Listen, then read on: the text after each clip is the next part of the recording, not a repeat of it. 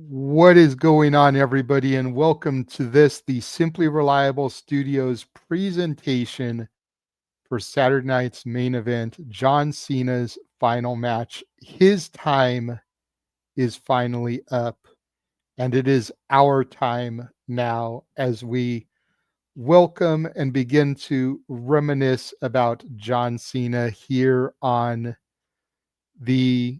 the countdown, if you will, the final countdown to his final match. It is I, the Renegade of Wrestling, JJ Williams, joined by the original Big G, Big Baller G, joined by the West Coast Professor Jeff MRF and Meacham. We're not 5 minutes in yet. Gentlemen, I know your answer, good sir. Are you ready for this evening? Are you ready for this wild ride No, we are about to go on? I'm not. No, no, I am not. Well, we're going to go ahead and start with you, Big G, since you're here, and I'm going to start posting the link in the other chats. But Sounds good. what what does John Cena mean to you? Jeez, he means a lot. Like first saw John Cena on my television screen. I want to say 2005, right after he got drafted to Raw with the whole Jericho thing. So that's the first time I remember John Cena. Thankfully, thanks to Peacock and WWE Network, I was able to go back to see, his earlier stuff. I saw his match against Kurt Angle when he first debuted. I remember buying WrestleMania 20 on DVD and watching his match with Big Show, like way before Peacock and all this stuff. Um, but yeah, John Cena's meant a lot to me. I was I wasn't fortunate to meet him in person, which kind of sucks, but for what he's done outside of the ring, outside of WWE with Make a Wish and all that, like I don't know. He's like I don't know, one of the best human beings out there, you know. But I was fortunate enough to see John a good amount of times live in person at live events, at Raws and SmackDowns. I actually posted a video on X earlier of two one of the last two times I saw John in person was in Hershey a couple of years ago in 2023 before he even did this whole retirement tour thing. And then the final time I got to saw John in person was WrestleMania 40 when he made a surprise appearance during the Bloodline match. So at least I was there to see, him help Cody finish his story. So that was very cool to see. Um, in his retirement tour, I mean, he, his heel turn at Elimination Chamber was great. The heel run wasn't all that, but he did what he could do to the best of his ability, what he had. And then, obviously I was fortunate enough to call with Walter and Noah, him winning the IC title in Boston and then unfortunately losing it at Survivor Series. But yeah, I mean, great memories with John. I know you two gentlemen above me have met John in person. You guys have a lot more stories with him. So I'm gonna end mine there and hopefully hear you guys tell your stories about John Cena. Sounds good. We appreciate you popping in, Big G. We'll see you a little bit later when we get to the official Saturday night's main event portion of the show. Gonna bring in next person that popped in is a regular member of the Simply Predicting panel. Chris Rotz, how are we doing this evening, good sir?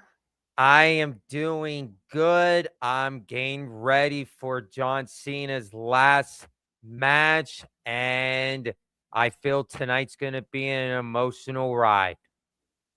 Yeah, 100%. The gentlemen up on the top portion are not exactly 100% ready for this, but What does John Cena mean to you, Chris? What John Cena means to me is he was truly a hero, and he was truly a role model to me, my family, and my whole entire friends. John Cena inspired me to go follow my dreams when I decided, let me back in 4th grade. I wanted to do Taekwondo, that is karate, and I started from my right belt, and I achieved it by going from my white belt to my black belt back in 2014. And I set that goal out there, and John Cena was in my head and says, never give up on your dreams at all. And I wanted to achieve that. I saw John Cena many times when he was downtown, my hometown of Youngstown, Ohio, when they were doing the WWE live event tours. I saw John Cena in Pittsburgh multiple of times, 2021 back in the after the pandemic, and when I saw him at WWE Payback in 2023 when he was the referee of The Miz versus LA Knight. Yeah. That was a special moment to me. And that was the last time I witnessed John Cena live in person. I saw John Cena won his first WWE championship when I was 4 years old back in 2005 at WrestleMania when he defeated JBL. And You then just made Jeff get some back spasms there. And then He's calling for his Ovaltine and his cookie now.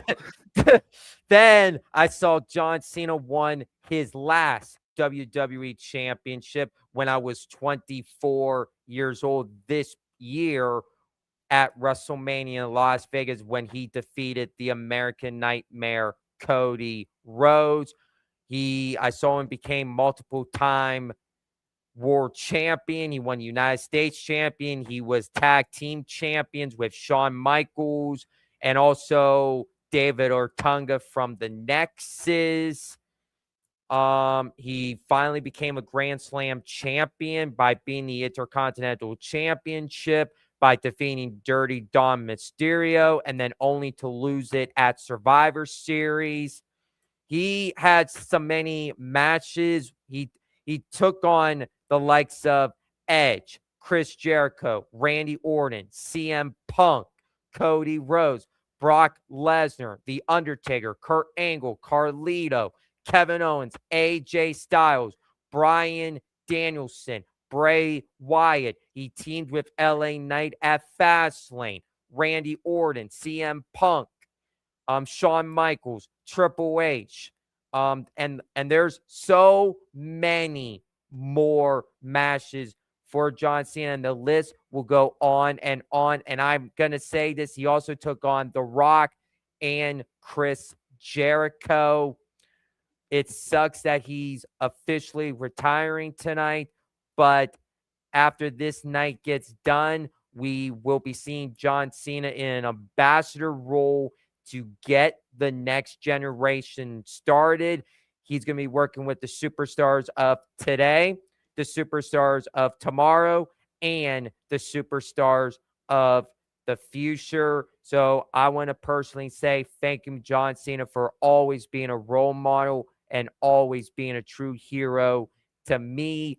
I will also be hustle, loyalty, and respect to everybody around me. And good luck on your retirement. Go enjoy retirement with your family, your friends, and your wife. You absolutely 100% deserve it. We'll see you down the road. And once again, thank you, John Cena. All right. Thank you very much, Chris. And enjoy the show tonight. I'm sure we will. Yes. I was going to go in order of people that popped in here, but I know that one gentleman who popped in here could be doing something here momentarily with the great Andrew Baydala. Oh, okay. So I want to go ahead and bring him in here, kind of cut the line a little bit. What is going on, Jordan? Slick How you doing? Blair, How you leader of doing? the Wrestle Collective. I'm doing well, good sir. Thank you for having me. Thank you for having me. I appreciate you. In my audio, my level's good. I appreciate you guys. Yeah, man, you sound really good, man. So I know you tend to live more on the other side, the elite side of the fence, if Yes. you will. But Okay. John Cena is definitely someone who's left an impression on all of us, good, bad, indifferent. So I just kind of like to know, what does John Cena mean to you, good sir?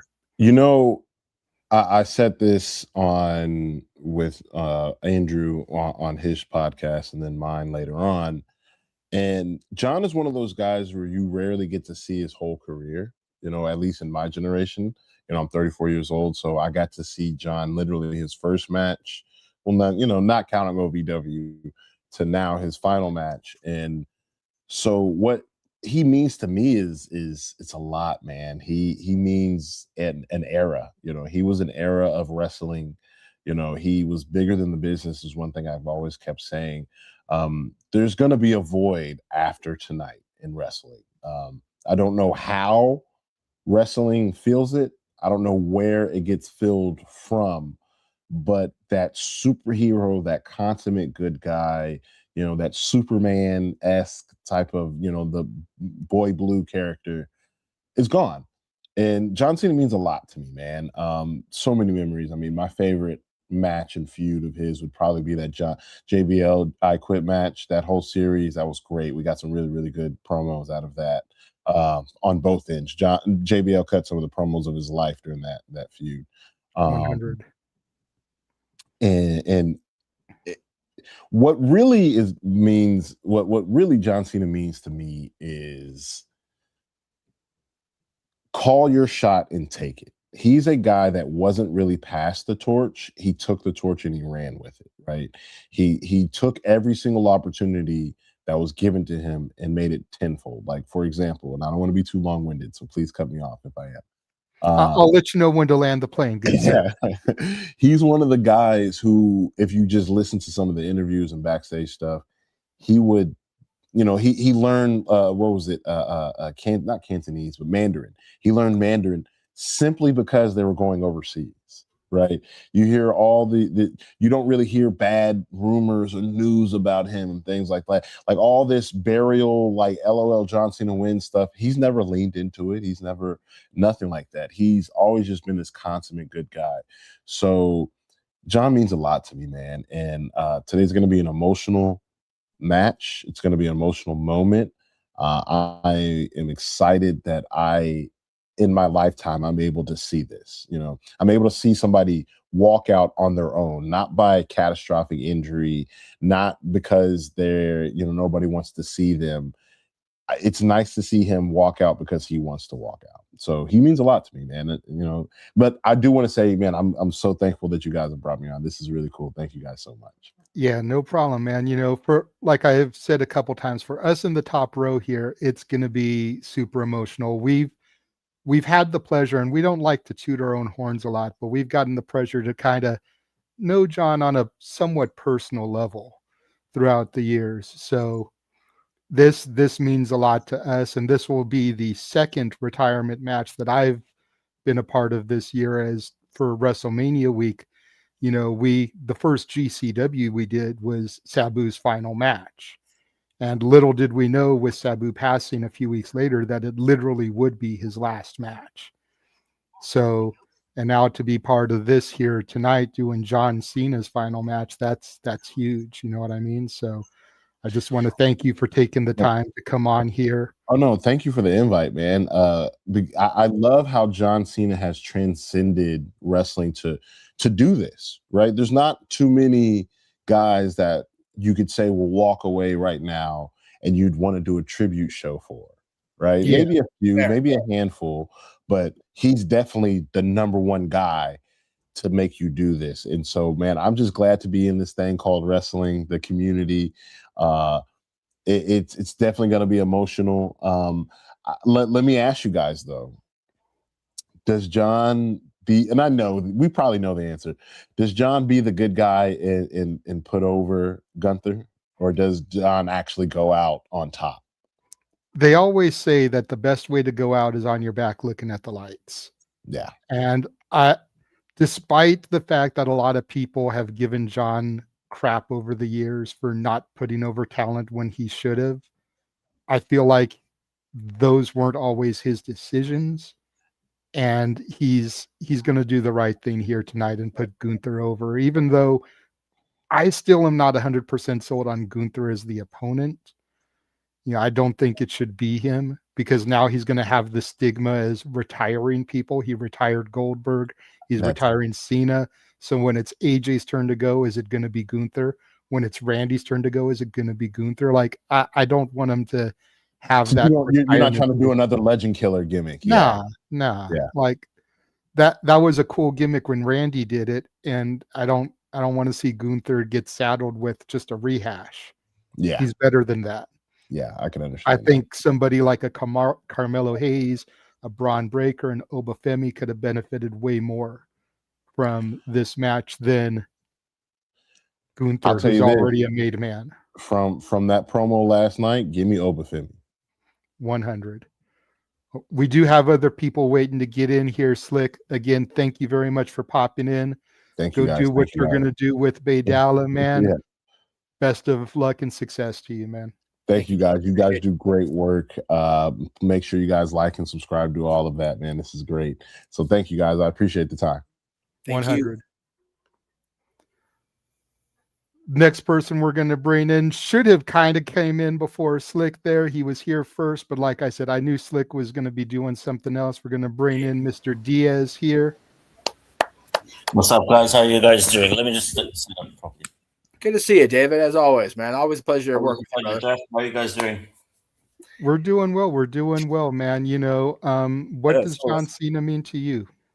Well, I'm going to say it right off the bat. I'm going to be, from my group of friends, I'll always say that I was always John Cena's biggest defender in every sense of the word. You know, I don't think a lot of people did see the potential, at least from my group of friends. They just thought, obviously, another one just coming up. Obviously, the debut was memorable. But I want to say, just before the rapping gimmick, he did get lost in the shuffle halfway through. Yeah. And then it was like, okay, he's just one of those that's come up. Obviously, the whole WCW merger, I want to say that maybe if they hadn't brought up WCW, he would have come up anyway. But maybe that rapping gimmick, and it was a blessing in disguise that Stephanie McMahon heard this, you know, and that's how the story goes. But then once he developed that rapping gimmick, and obviously then once he broke off from B Squared and Bull Buchanan in, what was it, early 2003, I believe it was. Then from that point on, John was the guy. Yeah. Right off the bat. I mean, it was everything. And it wasn't even the rapping gimmick, you know, it was, I think the beauty to John, and I'll always say this, is that they took their time to elevate him and to give him a title. He didn't need a title to get over, because obviously he did that with the gimmick on his own. But then when 2003 rolled along, and then, like I said, once he split up from B Squared, Bull Buchanan, and then say around September, October, leading to Survivor Series 2003 and No Mercy 2003, that's when I saw John Cena as the next big guy. I really did feel it. And he had to change his game. He changed his attire. The look, you know, it wasn't all about championships at the very beginning. And one thing to admire John for, and I think a lot of legends will allude to this, and they'll probably be the ones in the know, and WWE superstars alike as well. He's always been wanting to learn from the best, you know, and that's one thing that John has done very well, you know. He did that with Kurt Angle. Then he obviously, we know he did all the stuff with Benoit, Booker T, and so on and so on and so on and so on. And it just, I'll always be, like I said, his number one defender for that, because of that. You know, John is, sure, he's not everyone's cup of tea. That's the honest truth. but what he's done for wrestling has to be recognized. And he is, at least to this generation, this ruthless aggression era where we came from, he is to that generation what Hogan was to our generation. No doubt. 100. Not in my I'd view. even say beyond the ruthless aggression era, the entire time he's been the guy. He's been Yeah. what Hogan meant to the kids of the 80s. That's the thing. I mean, I look back, I've been watching a lot of John Cena's work in the last month, and there is a lot of stuff, and I think Slater alluded to this, like a lot of stuff that he did weren't really his decisions at the end of the day.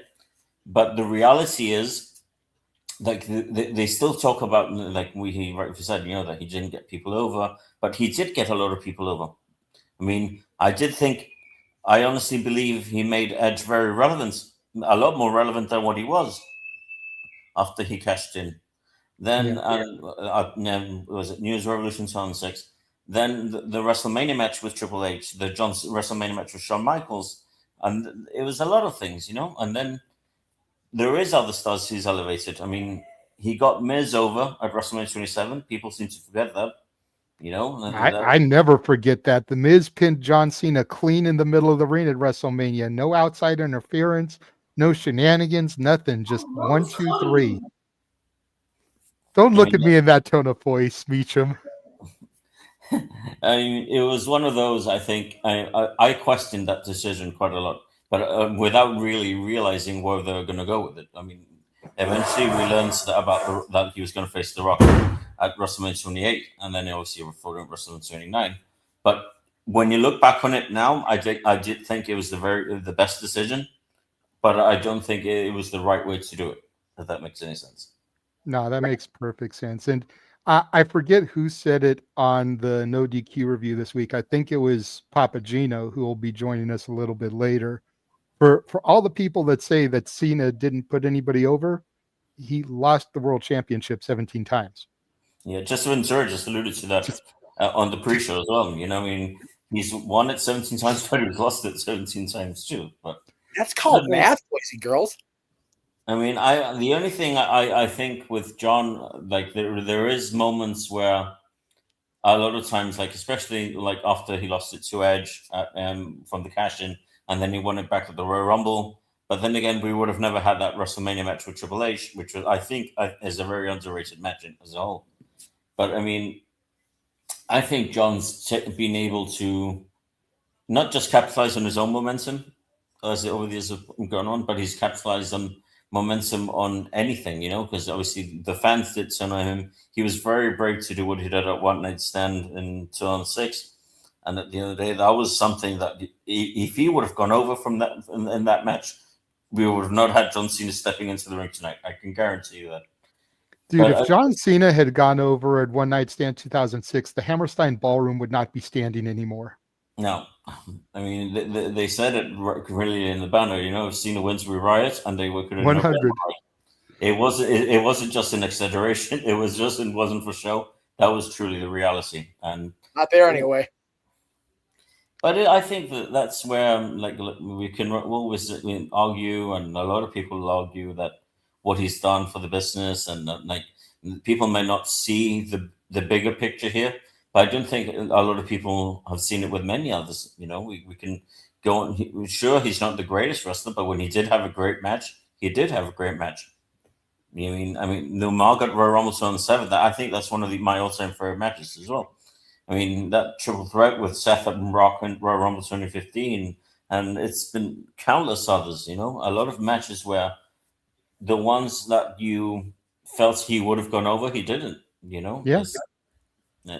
But at the end of the day, his contributions to professional wrestling should not be forgotten. And here I am, 23 and a half years later from his debut, when I was 13 years old, Jeff. All right, y'all can just fuck off with the ageism. Like, seriously, all y'all. He's older than me, folks. Just saying. I love y'all. I'm just playing, but yeah, no, stop that. No, but the thing is that I think that's where I stand. To have seen him when I was 13, when he first came in, and now to see the end almost at 37 years old is remarkable. And my only complaint, and this is where I think I'll be negative towards the rest of his career, to the rest of my life. I think that I would have loved to have seen a bigger Taker versus Cena match than the one that we initially got at WrestleMania. That's fair. That's fair. That's my only complaint. But the rest, thank you, John. That's all I got to say. Fair enough. Well, thank you very much, David, Thanks so for much, popping guys. in. We'll leave you guys shortly, and I can't wait to watch it. Absolutely. Well, the last person I got waiting in the green room, gotta save some of the best for last, right? I mean, we got an actual resident New Yorker in the house who could have gone to the site where the Hammerstein Ballroom used to lay had Right. Cena won that match. Yeah. Give it up for my boy DJ from Rockin' Ropes. And I'm Actually on camera. pulled over his car. He was driving, pulled over so that he could be here with us tonight. What is going on, my brother? Can you guys hear me? Am I all good? Yeah, you're good. Loud and All right. clear. Because it's all connected to the car and blah blah blah. But it's really hard to believe that we're actually here talking about this. Like John Cena's last match. Hopefully, you know, wrestlers say they retire, but do they really retire? But it feels like kind of like Kobe Bryant's last game. The giant spectacle of Kobe going on the floor to do what he does best one more time. And last time I remember, Kobe went out and dropped 60. Right. And won the game. Ridiculous. So I expect Cena to be glazed to the max because he's going to put out just as good as a match him and AJ Styles did. And that to me was the best match of his retirement tour so far. Oh, like, him and AJ was just leaps and it was my match of the year for the moment because it was just that good. Everything was perfect. The crowd, the environment, them being facing for the last time, and then it was basically them laying it all out. It's kind of reminded me of watching Flair and Michaels in Flair's last quote unquote retirement match, and how good that was in terms of the storytelling and the just Ric Flair being Ric Flair at his best. Same thing with Shawn Michaels. So like, it's gonna be hard to not being able to see him all the time and just have that thought in the back of your head, like, oh, when's Cena gonna come back? When Cena's gonna have this big match? Like, my biggest what if with Cena is like, what if the trilogy with him and Dwayne actually happened? Like, how big of a spectacle could have been? Like, the Undertaker one was a really good one because that is a huge letdown. But I don't know. Yeah. I think them just going one apiece just to appease themselves and their egos. Nah, go one more time, settle the rubber match, and then piss everyone off and do a draw. Then that's the question all wrestling fans are going to talk about forever. What if The Rock beat Cena? What if Cena beat The Rock? But we'll never have that. No. I still think you should do that with Cody and Roman just because everybody else having everybody do a draw, be like, just to piss off the marks. Oh, exactly, just to piss off all the marks. No oh my God. You can see Cornette putting like a 40-minute rant. No finish to one of the greatest trilogies. Like everyone would lose their mind. At DQ drive through, like, oh my God, so good. Yes, please. See, anyway. And we all know you're part of the cult of Cornette, so you'd be just eating that podcast. No, he is. I know he is. I'm here for his whole ex is corny fans, so you know. Right, exactly. Oh, it'd be so good. But I live for the crash. It's because corny. His crash outs are legendary. Oh yeah, Like, it's just nonstop entertainment on the crash outs. Yes. And it's just when you catch him on the crash. And the thing is too, he is also one of the smartest wrestling minds we have left in this business. Yes. Like, there's very few people in the wrestling business who has the wrestling mind that Cornette has. Like him or hate him. I disagree with a lot of his takes. Like, I love Bray Wyatt. He disagrees with anything Bray Wyatt. He hates Alexa Bliss. I think Alexa Bliss is a top 5 female talent of all time. Not a lot of females her height, her size can get over the way she did and have her ability in the ring. I'm sorry, she's the blueprint. She was the blueprint for a Roxanne, for all these smaller girls coming in. Yep. Alexa Bliss was that blueprint. Sorry, I couldn't get that straight out. You know what? Even as much as I hate her, I'll throw Liv in that conversation too. Yep. Alexa paved the way for her. Yep. and then Zelina finally get a decent push. We'll see how that goes now that she's actually getting that spot. So we'll see. Yeah, but you're absolutely right. Corny's takes are legendary, but we'll celebrate Cornette at a different time. Yeah. Although, sorry. you know, no, this is about even though Cornette he was the one who discovered Cena. OVW pushed him as the prototype. It was it was the scouting of WWE, you know, bringing Bruce Pritchard. People love or hate Bruce, but brought him out to UPW and watched Rick Bassman's prototypical boy from West Newbury, Mass, come out here and getting. Let me do it right. Jacked at the gyms out here, and you know there he is. So it is a cool thing to see. You know, it's for me, it's crazy that it's gone, you know, full circle. And the reason I'm elaborating and talking more than I was supposed to is because JJ's lost his signal. So we're gonna go ahead and keep. It's good. And I had no controls. I'm not at the button, so I got nothing. So DJ is JJ number 2 for now. Right? Yeah, exactly. So I am so glad that we get to do this. I have been at what happened? Yes, we know. Thank you. So I am fortunate. I told the group this before we brought everybody in tonight. I am fortunate to be a small part of what I hope is going to be a big deal.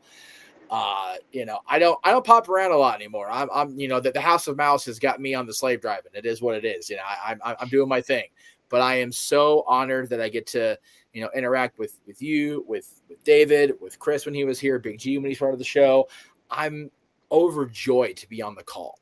I get to call. I just want to say also as a side note, after taking Aaron to Disney World in Orlando, I have so much more appreciation for all of you guys and what you do to make everyone feel happy and at home. Oh, Disneyland. Yeah. I was like, yeah. Just in general, at all the parks, I feel like that's just the overall energy everywhere. And I'm like, yo, I have so much appreciation for anyone who works there. You know, JJ will tell you it has been a bumpy 3 years that I've been in and out of the company.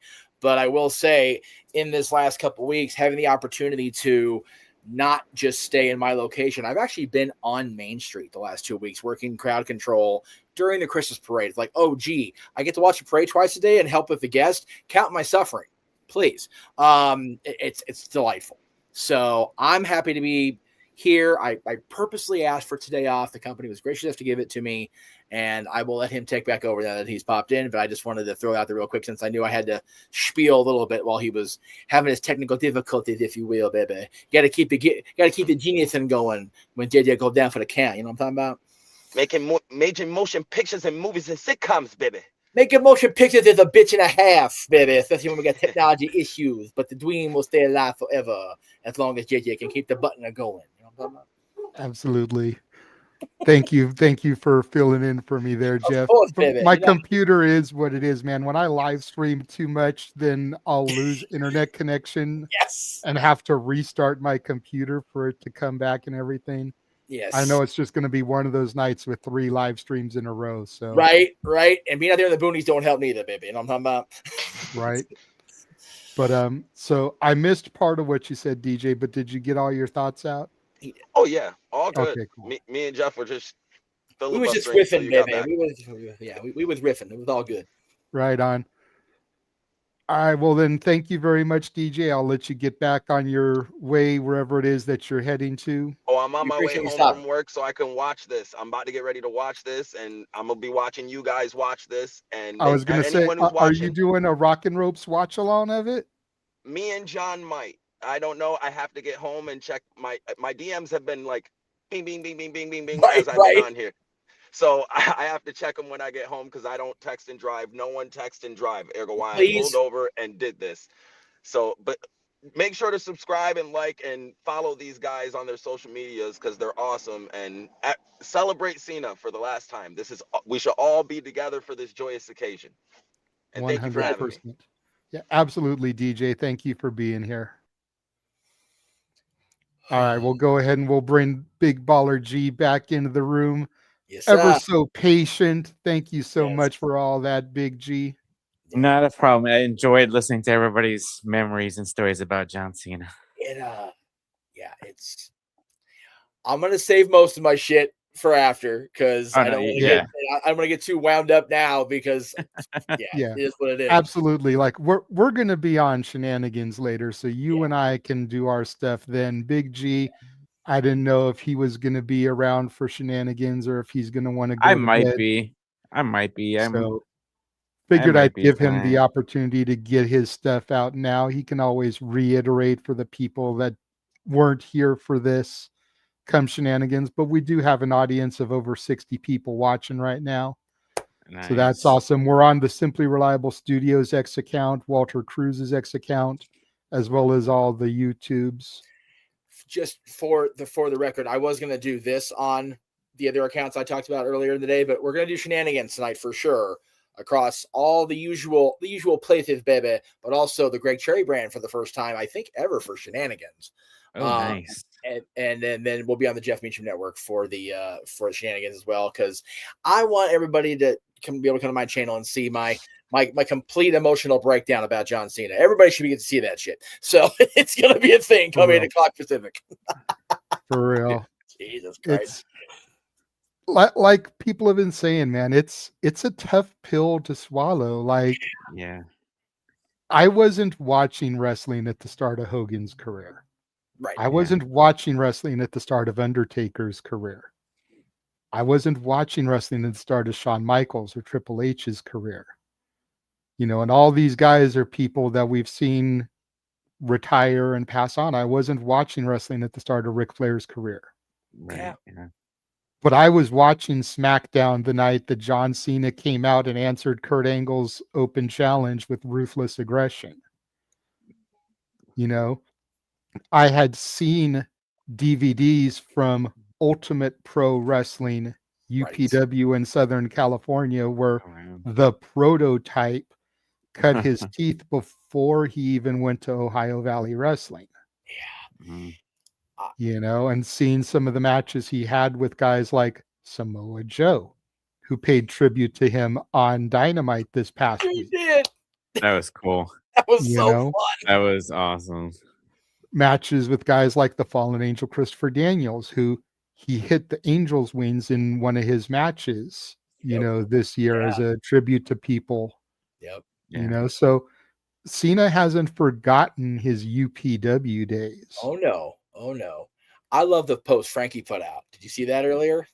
I think I did, yeah. Okay, yeah, let me I will briefly pontificate on the guy who is still the coolest wrestler alive. I don't give a shit what anybody says. Hey, he's the king of TNA. Even if he's no longer the coolest wrestler alive, he is, by God, the king of TNA, and I bow to the king. I am just so glad that I am still involved in podcasting and live streaming, and I can say that Frankie Kazarian is a world champion, because damn it, if anybody in our circle deserves it at this point, fuck.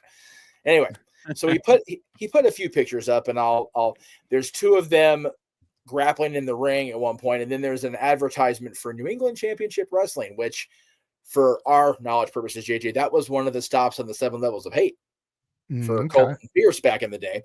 Friday night, April 27th, I'm going to guess 2001, because he wouldn't have been signed with WWE at that point. But it was a from California's UPW special challenge match, the prototype versus the future Frankie Kazarian. So they weren't even part of the company. They just were both UPW, and the guy that books New England Championship Wrestling, I forget his name. Forgive me out there if you're watching this. But they purposely brought both those guys in.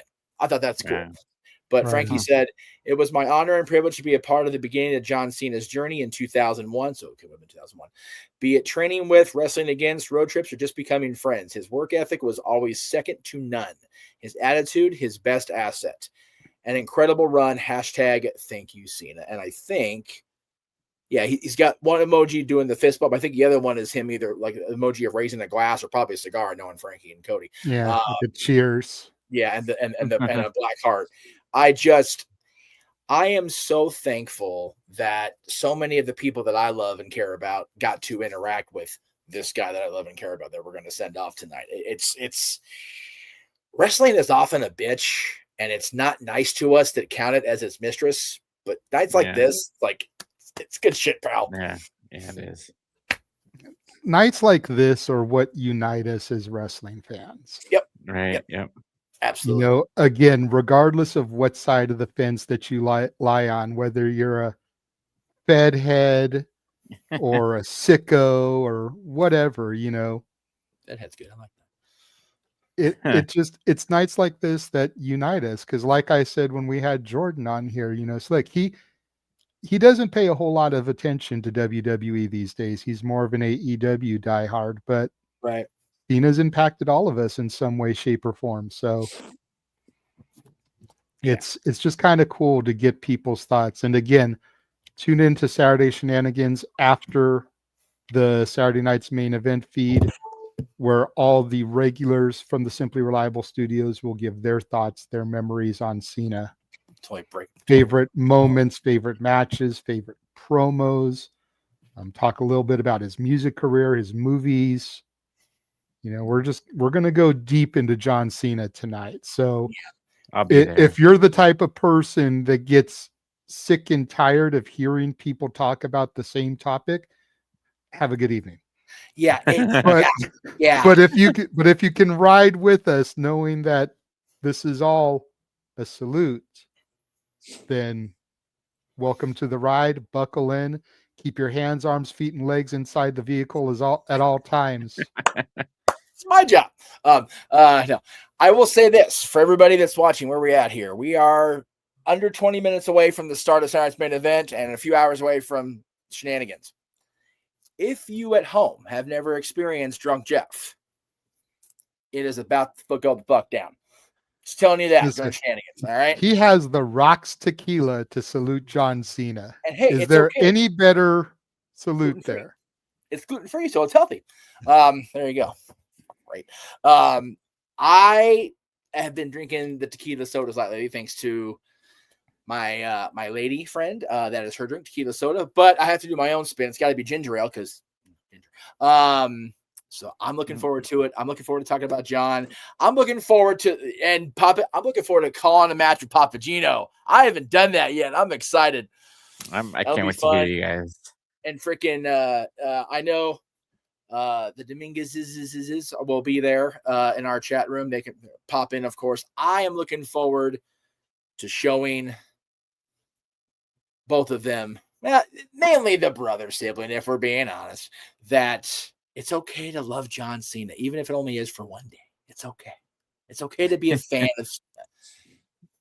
I give so much shit for it, though. Anyway, yeah, it is going to be fun. That's what this night should be. It should be fun. Exactly. And the whole card looks good too. Not going to lie. Yeah, let's go ahead and start talking about this. We've spent 40 minutes glazing John. Oh, jeez. And like we should, if we're being real, because it's his night. Well, hold on. Before we get to that, you want to talk about glazing? Apparently the next person I'm gonna bring on screen is kind of mad that there wasn't a John Cena Cleveland T-shirt. But like I put in the No DQ chat, hey, if there was a John Cena T-shirt for the Browns, it would just been a porta potty. Yeah, and then when you say that, this motherfucker starts posting, "Hey, you got $100, work with it." Like, hey, can we focus on tonight and not be drooling over the divas? Can we do it for a night? Hi. Hello, Mansfield. Hi, Mansfield. How are you this evening? Hi, Jeff. What Hi, does JJ. John Cena mean Sorry, to you? I also just got my dinner. My sister That's just okay. handed me dinner, so That's awesome. what's happening when you were. So I get on your ass. Let me say this about the Cleveland shirt. I don't know. Did you watch his interview with Chris Van Vliet? Not yet. Who are you talking to? I know the whole 200 dates thing, really. which Okay. I know about that, but that's also unrealistic with their current schedule. So that's how I was going to say. Oh. I give a fuck about the Browns schedule. Fuck the NFL tonight. Like, seriously, that's tomorrow. Tomorrow's Sunday. There is in the works. I'm not sure how many of them were made because I don't know. I know how many there were. I still don't know what cities are all included. John planned ahead. There are shirts from the cities that they could have possibly gone to, may have gone to. And there is discussion, and apparently it's going to happen. There's going to be a release of those shirts. And there were 17 of them. The cities they did not hit. So there's literally going to be a t-shirt line of the never seen 17. Oh, good. So, until that shit's released, don't bitch. Yes, sir. Thank you. Hi, That- hi, Jeff. So real quick, again, good man field. Anyway, quickly, because we do want to run through these other matches. What does Sorry. John Cena mean to you, Mansfield? Holy crap! It still does not feel real. I'm not gonna lie. That tonight's the last night, especially with how we've all been bitching about it, with how this retirement run has gone. Cena was probably my number 2 at the time when I started watching, second to only to Taker for personal reasons. But I mean, John Cena was my first wrestling costume when nice. it was Halloween of 2011, I think, where I wore that OG orange shirt. So he's been that fixture this entire run since I started watching 15 years ago in middle school. Yes, I'm trying to make you two feel old. So It's been the theme of the whole pre-show. It's okay. yeah. So it's going to be emotional. I got my actual Cena shirt on tonight. See that. So, but was this my only Cena shirt now? Yeah, that release is the only towel that I ended up getting. I forget what show I got the towel at, but I have his blue towel. His light blue towel. Oh, okay, well then no, because what I have is green. I forget what show I got, but it's the only time I ever bought one of the Never Give Up towels, and God knows I can find it in here right now. That's why I purposely bought a new one of these, because I have one from the 2012 run, but it is worn, it is weathered. So I wore this. I bought this to wear in San Diego. I wore this at Survivor Series actually, because I didn't know if I was going to buy the white shirt because it's very Padres centric. And I was like, so anyway, yeah. I was gonna say no need to buy Padres merchandise on purpose. Well, you know what? When am I going to go to see the Padres play? They don't play in October, November. When am I? Seriously. Oh, and the Browns only do because the season's starting. That's valid. Browns jump in Jehoshaphat Williams. You shut your horn mouth. Jehoshaphat, cut him off, dude. He's done now. Yeah, for real. You've had enough, Josh. Thank you for coming in. Yes, we can't see you anymore, but you are always welcome on Shenanigans if you want to delve further into the Cena memories, my friend. Considering I am snowed in pretty much tonight, I might actually do that tonight. Hint, JJ. Well, sounds good. I'll shoot you the link when it's time, good sir. Thank you for popping in. Perfect. All right, well, let's go ahead and bring Big Baller G back in. And also joining us now, the man who's going to be on commentary along with Big G and the Simple Man for the majority of the program. Mr. Reliable Walter is in the house. All right, we got a salute. I'm here for it. Yeah, I got to salute him for the last time we'll see him, because next time it's going to be a suit and tie version of himself. I feel like we see the suit and tie John Cena more than we see the jorts and t-shirt Cena these days anyway. So right. like even when he does interviews, like he's suit and tie John Cena, like he's not himself anymore. He's corporate Cena. Didn't he show up on the Tonight Show? One of them as Peacemaker, like a full uniform, like a full costume. On Jimmy Fallon. He does Fallon all the time. Him and Fallon are good friends. Yeah. Him and Fallon go back to when I think Jimmy was still cutting his teeth on Saturday Night Live before he even got late night. So yeah. That's how long John Cena's been around. Jimmy Fallon was still on Saturday Night Live only at the time. Yeah. So John's been around for a minute, but yeah, there are other matches. JJ alluded to it. Yes, man, let's get to some of those. Yeah, let's run these down real quick. I am so glad, Jay, that if you believe the interviews, and I tend to believe John's interviews, that he helped cultivate this card. This match alone, it's like, man, we've got the WWE champion versus NXT champion. That's awesome. Yeah. And I'm a little bit sad that Oba got the belt back, because I would have liked to seen Cody versus Ricky. Right? Yeah. Like knowing the history of absolute Ricky Starks and Cody Rhodes. Yes. And the fact that Ricky was there when Cody won the title while he still worked for the other company. Right. And in some people's mind, that's what put him on the bench and not get used until his contract expired. Maybe. For Cody and Ricky to have a match on a show this big, Would have been cool. call me petty, but it would have been the ultimate FU to TK. Yeah. Like, seriously, like that two good friends Yes. having a match of graps on Cena's final event, period. Right. Yeah. I wish it could have been that, because there's no reason Oba shouldn't go in here and Hulk smash Cody Rhodes. Right. Right. But I Yeah. don't think that's going to happen. No, and that would have been amazing on so many levels. We are all very high on Ricky Saints in this room. You know, I high on him going back to the NWA days when I should have had him for an interview, and then, you know, TK grabbed him. Goddamn him. But I think almost like the fact that it would have been an FU to AEW is probably why it didn't happen. They probably wanted to focus on, okay, this is John's last night. Let's not run up the petty meter too far today. I agree. I feel like that's the only reason they did it, to just not mess with his last night. Like if it was still like a month away from his last night, they would have did that shit. Oh no, for real, yeah. And you know, I've been the one in this room that is, you know, from the very beginning, Oba Femi's a bad motherfucker. I don't think he's gonna get to do that tonight because he's facing Cody. Yeah. I mean, that promo he cut yesterday, though, he was like, That was good.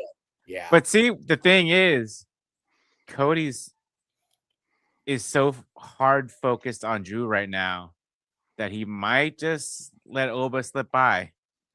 That's what I'm thinking is going to happen. I don't see it happening. I see this being, to make a current analogy, I see this being Kyle Fletcher versus Speedball. I don't see Drew interfering at all, but I just see Cody's mind being so on Drew right now that he's not going to focus on Oba. I disagree. I think Drew does interfere. That way, Drew's part of this last night, and we keep building toward the future, which is what John wants to do. Yeah. Okay. Well, and if you watched the tribute video to Cena, they cut to Drew a few times in the crowd, and he didn't want any part of it until he finally buckled and gave in. Yeah. So Drew being involved here would be a great, you know, way to circle back to that. Yeah. Continuity is key there. I like that. Yeah. All right. The one where I feel like the NXT talent could get the dub is this one. Ruca and Bayley. Yep. Oh. Yeah. Unless they further the Zarya angle, which I'm hoping now that they've kissed and made up, that's way back on the back burner. Yes. But unless they want to further that tonight and have Zarya cost Soul, I could see Soul getting the dub here against Bayley, because granted, I've only recently started tuning back in consistently because of my location change and work schedule. But last I knew, Bayley's been going through this huge conflict in her brain about what she wants to be. Is she hugger? Is she role model? Is she a good guy? Is she a bad guy? She's been hearing Randy's voices in her head. Yes. So Soul being able to manipulate and capitalize on that makes sense. Yeah. Yeah. She's still kind of in that place, but her and Lyra have been teaming. They are one of the teams that's been in this all of a sudden rejuvenated women's tag team division. No shit, huh? Yeah, there's the pettiness right there. Where was this a couple years ago? We talked about that. AEW didn't have women's tag team titles a few months ago. Now that they do, all of a sudden WWE's women's tag division. That's why we brought it up on Shenanigans last week. I was like, you know what? Hold up, wait a minute. But as far as tonight's women's match, I personally think they're just going to let them fly and do their thing. Bayley has been arguably a pet project in WWE for so long, and she, like Cena, came up in the California Indies. So, you know, Davina Rose, baby. Marquez liked my post, by the way. Thank you, David. If you're watching, I know you're not because you don't watch wrestling on purpose. If you can help it, can't imagine why. Right. But yeah, I'm looking forward to it. I think I'm just gonna turn these girls loose, let them go, and I'm here for it either way. Whichever one wins, I prefer Soul, but I'm good either way. It's gonna be a solid women's match. the other match, JJ. Oh my God. Yeah. The Rock ain't the only one that snatches souls. That's all I'll say. This is the match that I think should open the show because AJ Styles and Dragon Lee versus Javon Evans and Leon Slater. And does anybody out there remember when this TNA partnership with WWE began and the Renegade told people how good this was going to be and that it was going to be more than just NXT? And people are like, well, I got to believe it to see it. And Jordan Grace and Joe Hendry in the Royal Rumble don't count. Well, then we got Joe Hendry at WrestleMania. Yep. Yeah. And now we're getting Leon Slater on Saturday night's main event. Yeah. So kindly, could you all shut the fuck up now? Kiss Or both our asses, or 'cause you know, we hey, both were on JJ, this. tie into the season. I need to see it to believe it. Seeing is believing. Believing is seeing, mucker feathers. Oh my God, you I actually got can't the wait Santa for Claus card. I can't you wait for do. this because I'm Oh my telling you God. right now, my dream. This is gonna lead to AJ Styles being on that live TNA when they go Yep. over versus Slater for the X Division 100%. title. 100%. This is my storyline. Okay. And Carlos Silva, you might actually be watching. You might actually take some notes. I love Carlos. So I'm going to feed this to you, Mr. Silva. Yes. And you can find me at my socials for that. It doesn't even have to be a paycheck. Just give me a couple of free tickets next time you come to town. That's all I'm asking. Dude, for Rebellion. Okay. Rebellion. AJ Styles pins Leon Slater tonight. Okay, so now AJ is pinned the X Division champion. Yes. We go to the premiere of Impact on AMC. AJ Styles versus Leon Slater. Okay. AJ Styles defeats Leon Slater for the X Division championship. Oh. Hold on, because there's a final step to this. All right. AJ Styles takes the X Division championship, activates option C. What? AJ Styles versus Frankie Kazarian for the World Championship. You sinister, but I'm here for it. Then here's the Leon only thing, though. gets his one-on-one match with AJ that he wants so bad. Yeah. Frankie gets a final match with AJ before he retires. Okay. Everybody gets what they want. And option C can be executed at a TNA pay-per-view, or AJ can hold it and execute it at WrestleMania. Oh my God, dude. And Jesus. then you've got the TNA World Heavyweight Championship being defended on WrestleMania. And while you sit there, contemplate that, perhaps have to leave camera to change your drawers. Right. Let's go ahead and bring in our lead commentator for the evening. Yes. The simple man, Noah Foster. How are you doing, my friend? Long time no see. Yeah, Have you pumped a 2-liter of Mountain Dew into your veins so you can keep going this evening? I always got enough Mountain Dew to go around and oxygen my lungs, but it's still called for professional wrestling and incredible moments like this. So I would say yes, but yeah, it's good to see y'all once again. We go from Cardiff, Wales to our nation's capital, Washington, D.C., to the finale of a 23-year career in the man known as John Cena, as we look towards the future and so much more. At literally the top of the hour, I got literally 25 seconds left on my Peacock counter, and I'm looking very forward to calling this with BG Walter and seeing you two do the finale justice in what is now our main event, straight from the man's mouth himself. Well, hopefully we do you proud, good sir. I have no counter on my Peacock. It just says coverage will begin shortly, so we'll make sure everybody gets synchronized here with the then, now, forever, like we always do. And then we will depart and pop in during the commercial breaks. Yes. But we won't interfere with you guys and the call and whatnot. Let me say this, JJ, about your theory.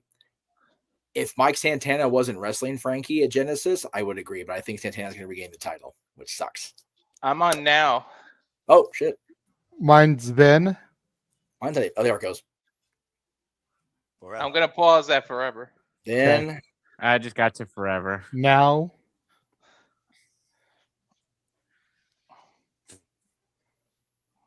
And this together. Yep, always. Forever. I love Peacock streaming services. And I'm at together. And together. There we go. Together now. Well, this is it, everybody. What started all the way back in 2002 reaches closure tonight from Washington, D.C. in our nation's capital as we bid farewell. The last time is now for the most polarizing, accomplished sports entertainment figure in professional wrestling history. We say farewell to John Cena and open the door towards the future. Capacity crowd on hand. There you see all this unique memorabilia celebrating Mr. 17, the Golden himself.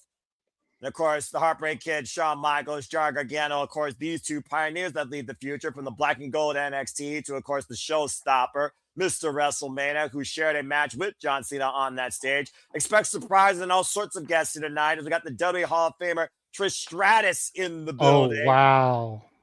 Damn. And also the man that literally asked him if he had those 2 words needed, Kurt Angle. Dude, That's what's up. Trish Stratus is like the Mrs. Benjamin Button. I swear she's aging backwards. Well, Yoga will definitely help that, by the way. Oh, course, shit! Henry, who, of course... Yeah, he's not wearing the salmon suit. Okay, good. Okay, good. Tonight. So don't worry, Jeff. We're not going to get a freaking Rick Roll again like we did back then. Yo, he should have wore it on purpose, like at the gym. Right? Yeah. Wore it on purpose, he says.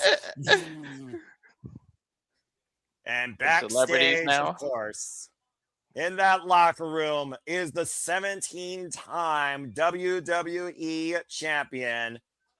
Yeah, To he's get got to have ready- the biggest suite that anybody's ever had right now. I bet How you that big of a man. suite do you give somebody like John Cena when the last time is now? As we go to this video package being narrated by Paul. Oh, so Levesque. good. If you guys haven't seen this layout, I have.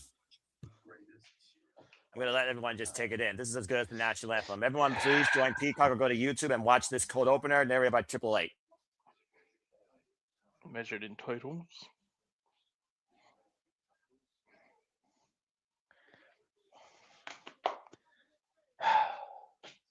It's to the point my dog wants to see his final match. What are you doing in here?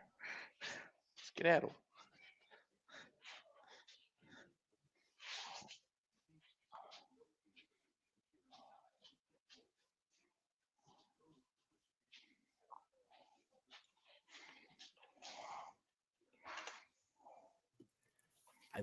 I've said it so many times over this last week. It's like I've had a year and a half to prepare for this, and now it's today. I'm not ready for this shit. You're still not ready, and you realize you have no time left. This is it. The last time is now. I put it on Twitter. It's not going to hit me until the match is actually over.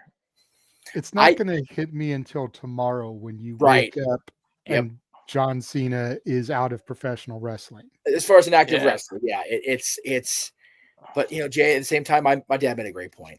He's gonna wake up tomorrow with his wife in his arms, the next movie to make, the next TV show to produce, and he's good, man. If he's good, we can all be good.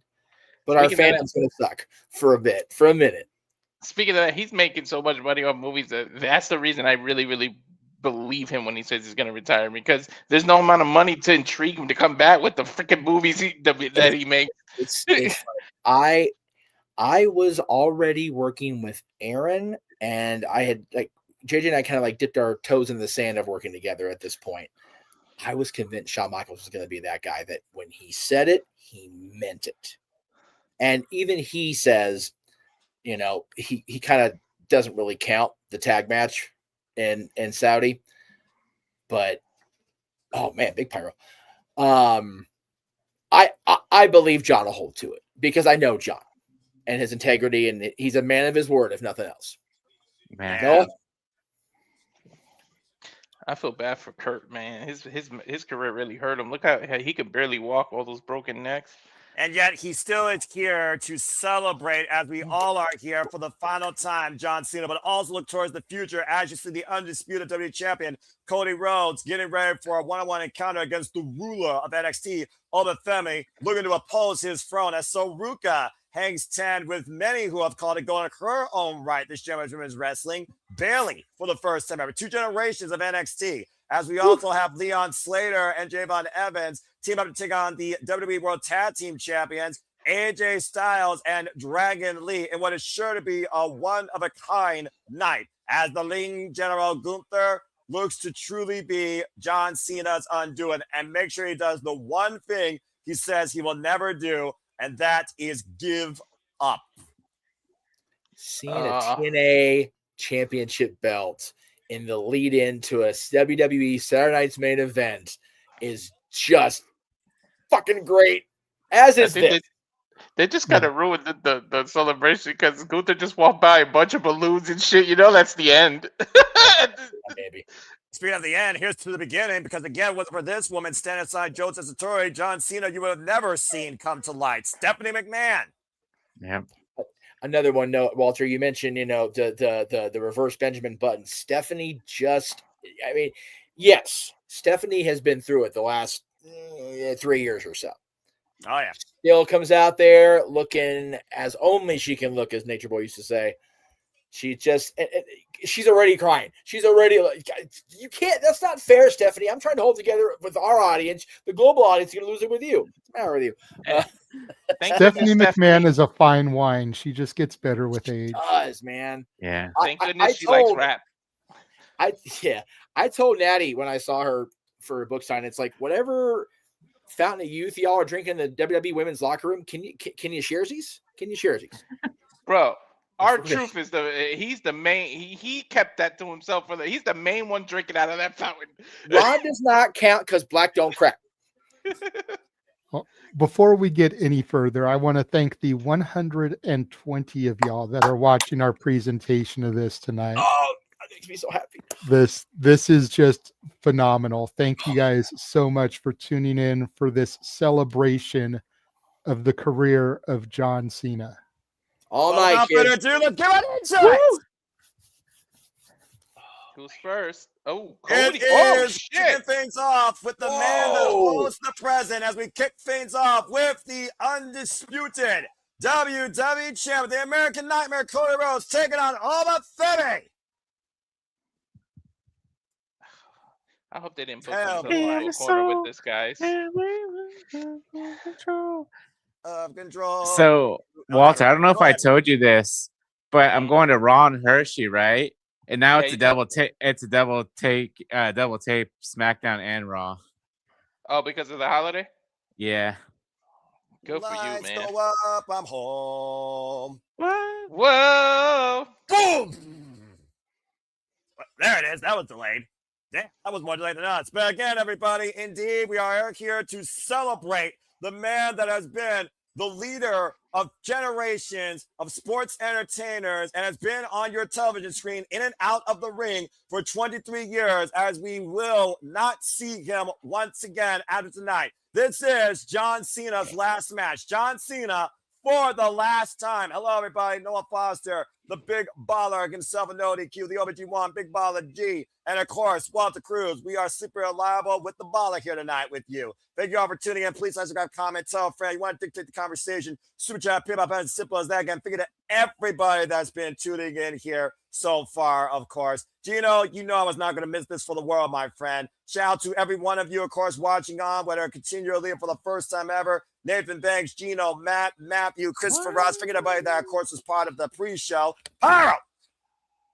And, of course, shout out to Walter's family as well that have been contributors as well, also in the chat, including Emmanuel here. So, again, everybody, I hope that you enjoy this look into the future as we celebrate what has been for the last 23 years, the present forged in the past. We saw Stephanie McMahon, of course, who was the catalyst to John Cena, while the American Dream, Dusty Rhodes, was the bringer of the American Nightmare, who finally came home during WrestleMania 38 to build his kingdom. And, of course, the voice of John Cena's career, Michael Cole at ringside, along with Wade Barrett. It's going to be an emotional night for all of us here, for sure. Yeah. Michael Cole had posted a nice tribute video to John Cena earlier on X.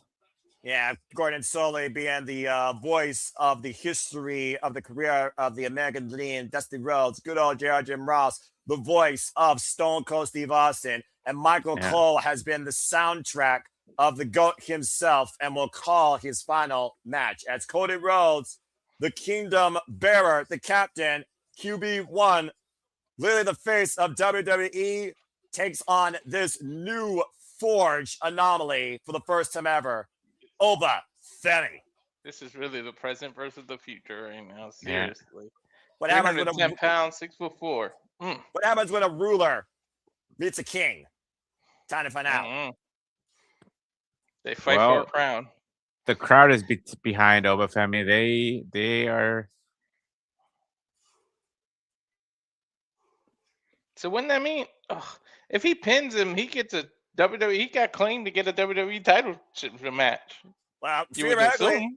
theoretically, I would say yes at this point, Big Yeah. G, because at the end of the day, we are seeing the NXT champion representing the future, much to Walter's point. Of course, Obafemi regained this title at Deadline, beating Ricky Saints, and successfully retained it this past Tuesday against Javen Evans, now a two-time NXT champion. And Obafemi, in his young career, a guy brought in by the Next in Line program with a background in shot put, if you want to believe it, folks. He's only been pinned 3 times. Yeah.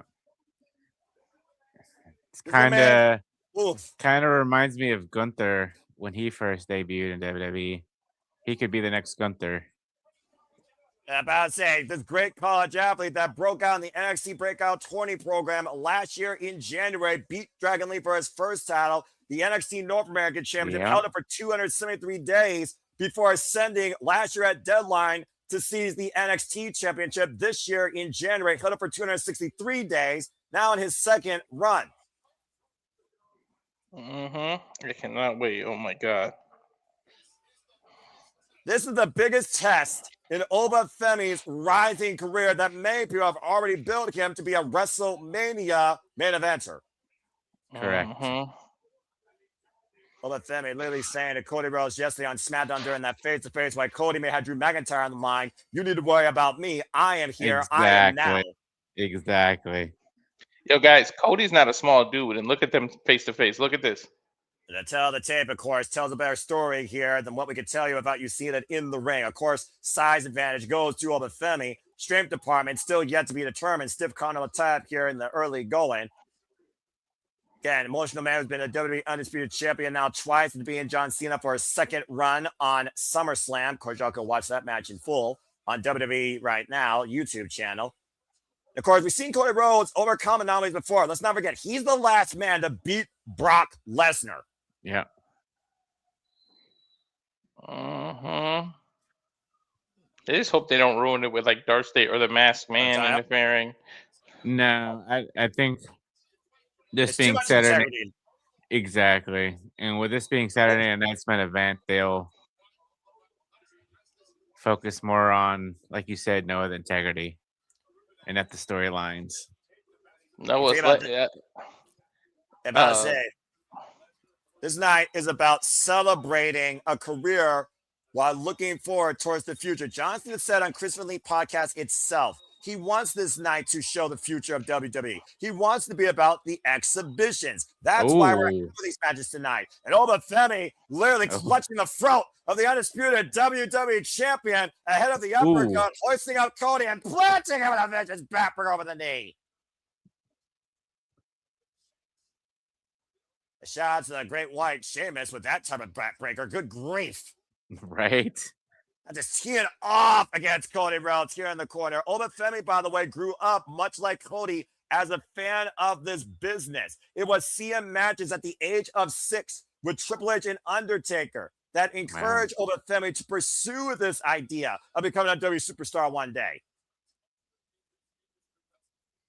Yeah, Obafemi, by the way, 6'6", 310 pounds. Jeez. And you do gotta wonder though, is Cody fully focused on Obafemi, or is his mind still occupied on Drew McIntyre? That's what I was mentioning on the pre-show, Noah. Like thinking, you know, Cody's so focused on Drew right now that he could possibly overlook Obafemi.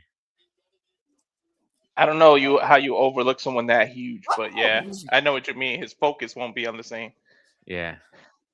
Obafemi from the WWE champion across the ring. Go ahead, Walter.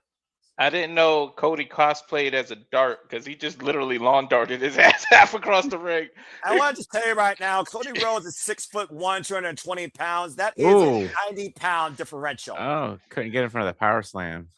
Again, unable to lift up the ruler of Femi against Bays, but Femi lifts Cody with ease. Was looking for the cover there. Now a cover, hook on the far leg. It's a 2 count. What would a win mean for Oba Femi over Cody Rhodes, Big G?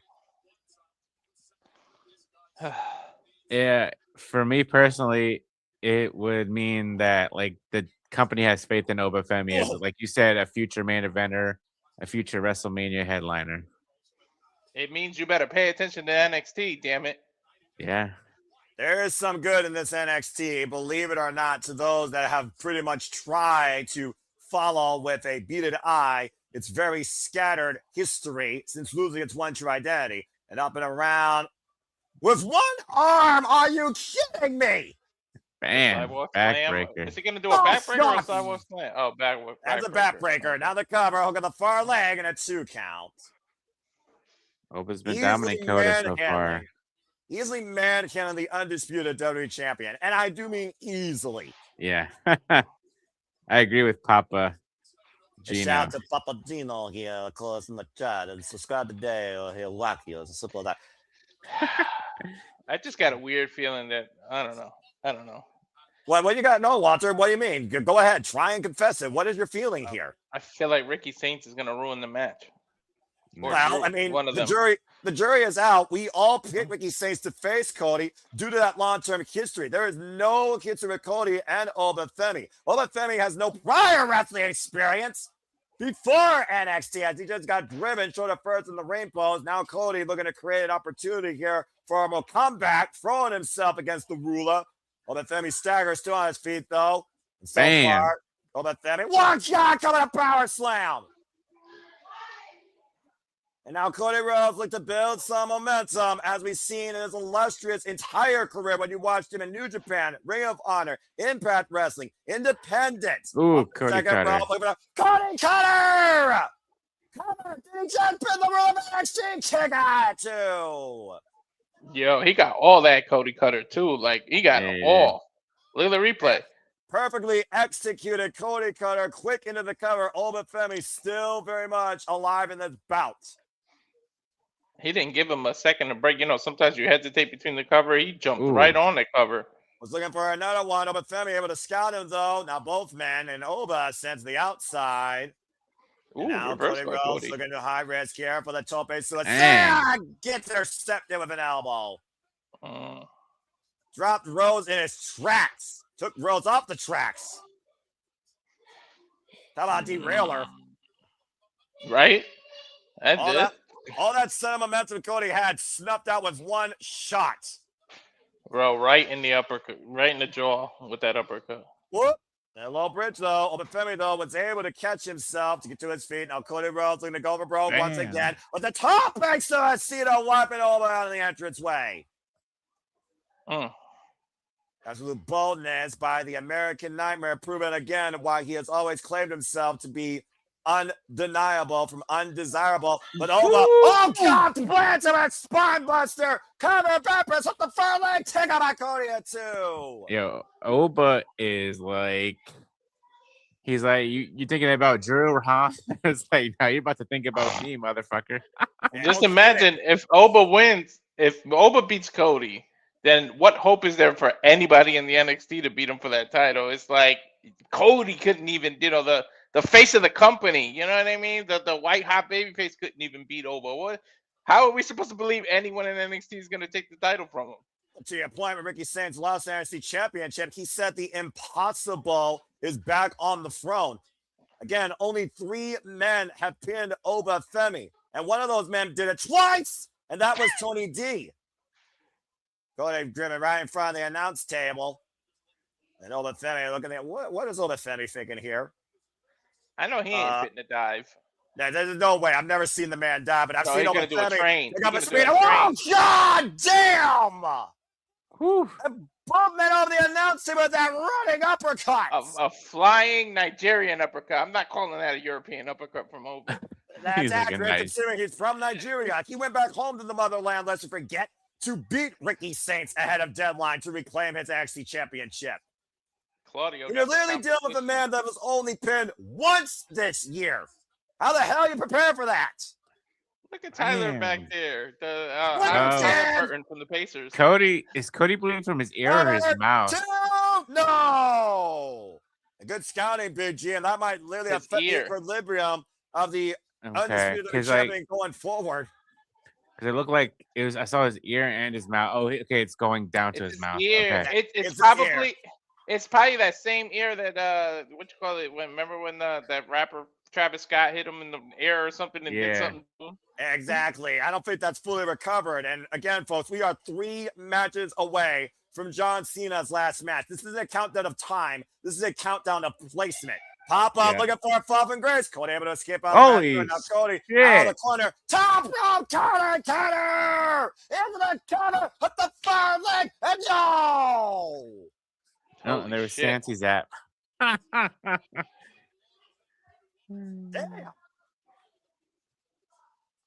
How about the somebody's coming. Rhodes going Somebody's coming. What? Somebody's coming. Ah, What damn. Oh, God. Oh, come on. I told you. Fuck on. I told you it was going to be one or the other. I said it was going to be Drew or Ricky. Oh, what the hell? This is not a time for your ego to come into play because you can't win if your career depended on it. You fucking Wait. We could get the tease of Oba versus Drew. Well, how bad did Oba want this one-on-one win? Does Oba realize that Drew screwed him? Yo, give me this. Screw that. These two? I think Drew McIntyre picked a fight that even he can't win. Oh! Yeah! But Femi showing Drew McIntyre down on his keister. Dude, the ref ain't around either. And bam, Cody Rhodes cutter on Drew. Cutter! And Oba got the hell out of the way. Yeah, well, Oba's not done yet. Looking to send this guy back and packing with a vicious choke slam. Yo, that's a hell of a way to make Oba look big. He even took Drew out. That the match is still going on, though. Doing a one-of-a-kind exhibition, foreshadowing the future here in the present. Well, either way, I would consider this being a disqualification or no contest. No contest, which is exactly what I originally predicted. Isn't it, Noah? I think on your light prediction thoughts, I think that is what you said. I knew they were going to go with no contest. It's just kind of, there's 154 people watching. There's 15,000 people saying restart the match, and I would agree, but we still have a lot to come, unfortunately and fortunately. Either way, in the meantime, Cody Rhodes just learned what it means to deal with Oba Femi. There's your future and present, folks. Dude, he got a hell of a match. Ear and everything. Shit. Was it the uppercut that did it? It was either that running uppercut that forced Cody Rhodes over that telemark, jacked the tooth, or he literally jacked him in the side of the head, in the ear, with the point of his elbow. Either way, bleeded and battered, Cody Rhodes and Oba Femi stand holding that together at Saturday night's main event. And of course, the bad blood with Cody Rhodes and Drew McIntyre will probably transcend into the new year ahead of the Royal Rumble in Saudi Arabia. Still, mutual respect shown champion to champion. Hell of a first-time exhibition that you can hope gets a follow-up in the future. If we get Drew and Cody one more time, he's going to lose all credibility if he doesn't win the title. Especially, Cody's got to go away for a while next year to promote Street Fighter. You got to have Drew win, or I'm never going to take Drew serious again. You might as well release him. Seriously, there's no way you get 0-4 when you get title shots against Cody. So, first of all, as far as the promotion, it's different now than it used to be. They already filmed his scenes for it, and he didn't miss a beat as champion. So he won't be gone like when The Rock would go away to film and promote a movie, he'd be gone for half a freaking year. You don't have to do that shit anymore. But I do agree that if Drew does get another title shot and he does not defeat Cody to become the champion, they have to reevaluate what they do with Drew McIntyre going forward. They have to. Yeah. For me, anyway. I love Drew and keep him around. Keep that guy paid because he was an MVP during a time where we needed an MVP to tether that show through a horrible period in history. But at this point, if he does not become the WWE champion coming out of this struggle with Cody, what are we doing? I don't know. I mean, I ask that question a lot when it comes to this company, particularly as we get ready to hang 10 with Ruca. She goes one-on-one with Bayley here very shortly at Saturday's main event as we look towards John Cena's legend career across mainstream media. There has arguably, at least for me, there is nobody that has transitioned better into the public media and still remained with the company as often as John Cena. Yes, he's been very, very part-time the last couple years, but he stuck around while doing all this mainstream stuff a lot longer than the man he gave him shit for on that, Dwayne Johnson, and certainly more than Hogan. Hogan would go away and film a movie and then come back. I don't think Hulk ever really got that I have fully transitioned into I am a movie star. I am a TV personality. I am whatever. Hulk Hogan will always be Hulk Hogan, the wrestler.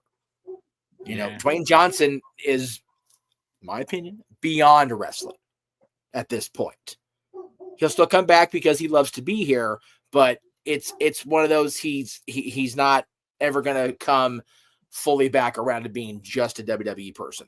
I think John Cena, with the retirement now, will be able to transition out of it, but I think he's already wow. Okay. Here he surpassed Hogan on that front. And I dare say he surpassed Dwayne as far as being able to balance the two. Well, considering John Cena had at least one match his entire illustrious career every year up to this point, but since he really went part-time since, let's call it beyond 2016, this is the most matches he's had in a single year. Again, he literally matched this year out perfectly, plans change or not. 18 promos, 18 matches, and match number 18 is tonight when he faces the ring general Gunther. So I would definitely agree with you on that ballot. And a guy that wants to be good at almost anything versus being just good at everything, but being dedicated so long to one thing, that has to be respected, commendable, and it has to be understood. And the only way you understand that is if you look at the man's resume. If you believe what came out of his mouth, he said he wanted 300 plus dates. I really feel like they were like, if we're going to make this special, we can't risk you getting injured. And that's why they was like, yo, map it out this way so that you have the least of chance of getting hurt while you're on this run. Yeah. And this has been planning I would have years. I would have at least done 52 dates. That way you could have used him once a week. Yep. Yeah. And whether it was Raw or a PLE, you know, if there's a PLE that week, then don't use him for the go home Raw, or maybe eat the week before the go home Raw so you could get the go home and the PLE that week. Yeah. But 52 dates, that way you get one appearance per week. I wholeheartedly agree with that. I also, I love that once they decided, okay, we're doing whatever it was, 30, 32, 36, whatever it was. 36. That when the movie people, when Peacemaker was like, okay, we still need you here, he was willing to come out of pocket for the insurance part of it in case shit went sideways. That is the dedication of John Cena. And, you know, JJ and I can attest to this better than the rest of the room because of conversations that maybe we shouldn't have been a part of. The dedication is always there. John refused to ever half-ass anything professionally or in his personal life, which is why a lot of shit went sideways when we first were talking with John. Not surprised. John is never partially anything. He is all in or he is not. And I'm not trying to make any AEW reference. Fuck off if you're going to say that in comments. It's just John goes full steam ahead or he stops the ship. And I love that. After got a commercial break, fuck television. I hate that shit. Well, anyway, thank you for that. But if you've noticed, Noah, and I noticed this, and I was going to point it out, with this being on Peacock, I think we're going to get matches in their entirety and then commercials in between matches because it's not on NBC, so we don't have to do those gratuitous mid-match interruptions. Yeah. All right. We'll see so far if it keeps with that formula. So far, the 1-for-1 still doesn't change the fact. Fuck corporate America. Fuck television. But anyway, I do respect got bills Jeff's to pay, attention you as know. well. Yeah, you know, The last Peacock one didn't even do commercials at all. I think it was me and JJ that called it. We freaking loved the pay. We were like, yo, there's like no commercial. And you know, if WWE's going to shill stuff, well, so will I. The tonight's episode of Jeff Meacham's part of it's going to be brought to you by Terramana later on. Just saying. You're going to be dealing with this after the call or during the call. Good luck, JJ. I Yeah, know. That's a rock Look, spotting I- on I- Cena's I last am- match. I have done live streams with Drunk Jeff before. I have done taped programming with Drunk Jeff before. I shit. know how to handle Drunk Jeff. Okay, fair Hey, enough. we've seen Drunk Jeff and Drunk Frank meet him on our stream live at the same time. That's accurate. We, That's we accurate. have had Drunk Jeff and Drunk Frankie Kazarian at the same Yes. time. Okay. That's also accurate. Yes. Oh And my and, gosh. and, You and know. Drunk Jeff appeared far too often on the Jericho Cruise pre-tape stuff. The, At least the that King of environment- TNA before he Okay. officially ascended the throne and Noah had to eat crow. It took long. Yes. Didn't it? Yeah, Took- yeah. How's Couldn't do that it from reign town. going for you there, Noah Foster, the king? Hey, you know what? We love Deonna Purrazzo. She's the first pure champion. Awesome for her. But long may Frankie fucking reign, baby. So how are you gonna feel if he loses it to Mike Santana at Genesis? We talked about this on the pre-show because JJ had this big elaborate scenario for the X Division Championship and whatnot, and I said he's probably gonna lose to Santana at Genesis, and I'll be upset as his friend. But you know, much like this, where I see Kurt Angle and think about all the history and AJ Styles, all the history, Frankie got to be the world champion, and I'm good. That's all you want. You just wanted to see the moment versus Alonso. Exactly, motherfucker Fair earned enough. it, man. Well, I mean, Dude, I hope they go all out for Cena. Like, I feel like Kurt Angle should be the ring announcer for that match. You should have like AJ as one of the commentators. Like, you should Well, just you change could. You everything. know what, for the though? ring. This is great. What they're doing. This is fine. Like I'm good with doing it just like this, where they're having everybody from get there. mainstream media to the WWE superstars that have been impacted on John Cena's career, including who he called his wrestling soulmate, CM Punk. I love how they showed a photo of the promo John was cutting on GM Stephanie, but they're not going to air that video. That's for damn Oh sure. no! Oh no! That's a Look little at bit Punk. too much for nowadays. Did you see the tears in Punk's eyes? Yes, I did. Yep. Yes, Yep. man, Can we get over this asshole Punk stigma that floats around? Some folks can, but some folks never evolve, JJ, unfortunately. Dude, somebody's Phil finger is going painting something. through Look it at this this. year, man. You know, he's back home. He's with the company again. And AJ's back, and then Larry passed last week, and it's so And it looks like people are still thinking John Cena's Stop got a making large him mic whine. set up for fans to say thank you, as they've been doing Yep. during all of his dates. Again, look at these accolades: 5-time I United love States champion, 1-time Intercontinental, 4-time tag team, 2-time Royal Rumble winner, and this will be John Cena's 726th televised match after debuting 8,570 days ago on July 27, 2002. Jim. Or June, Let's excuse me. not forget Mr. Money in the Bank as well. That's not up there. Well, No, it's not. I'm about to say botching their part, but maybe they couldn't fit in that graphic. But it still counts, despite the fact he didn't cash in. He cashed in to give the match, and of course, we all saw he was the first, not only the first babyface, might add to win Money in the Bank, the first Money in the Bank that I can remember that failed. And only he could have been the first to do that because he's so great at everything else. They were like, hey, What? let's make you the first to fail too. But as JJ will attest to, it was one of the greatest Cena to fuck faces ever, and that was solely for us at the Casa. He did that Yeah, face on purpose for us. Okay, fair enough. Again, I the love moments that you two have shared go above Hell and yeah, beyond dude. whatever WWE can show on that graphic. Tyrese Then he Halliburton, broke- man, that God, I hope for the Pacers that guy pays off. There you go. Look at that, Las Vegas. God damn, I can't believe that I was rest my 14 years case. ago. I rest my Did case, he- Your Honor. Didn't he smack Big Show in the head with that case? Yeah, he sure did. Chuck And- Zito, and just- Chuck Zito's there, right on. And just for frame of reference, like we don't love beating this in, that was the night of the pipe bomb. Yep. The Well, original CM Punk WWE pipe bomb. Yes. 2011. I wonder now 2011 because 2025. before we remove us from the screen, I wonder now, since they showed Chuck Zito wearing the ring with the name of the current president, if we're actually going to see that guy now. 'Cause that's been rumored for weeks. Time We'll will see. tell, but gentlemen, we're going to turn this match over to you. Have Thank fun, you boys. so much. I don't Yeah, like yeah, the yeah. dude, and I'm not political, but No, it there's actually Trish. would make sense if they show him. Like, it would be one time I don't mind because he does have to do with WWE.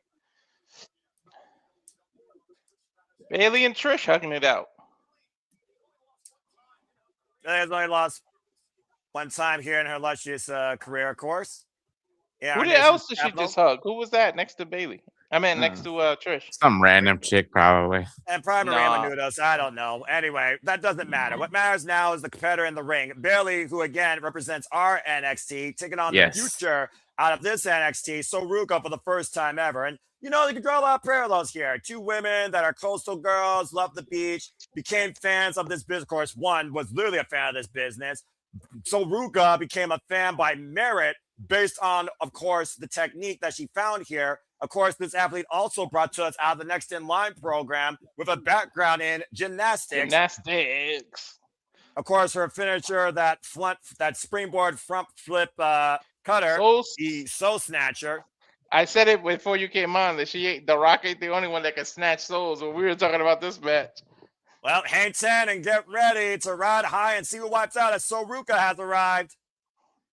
Along with Zaria. Notice, by the way, Zaria saw Ruca and Lyra and Bayley here together, each woman with a corner woman here. We see a bit of unsteadiness with Zaria and Ruca, but it seems like it's been mended.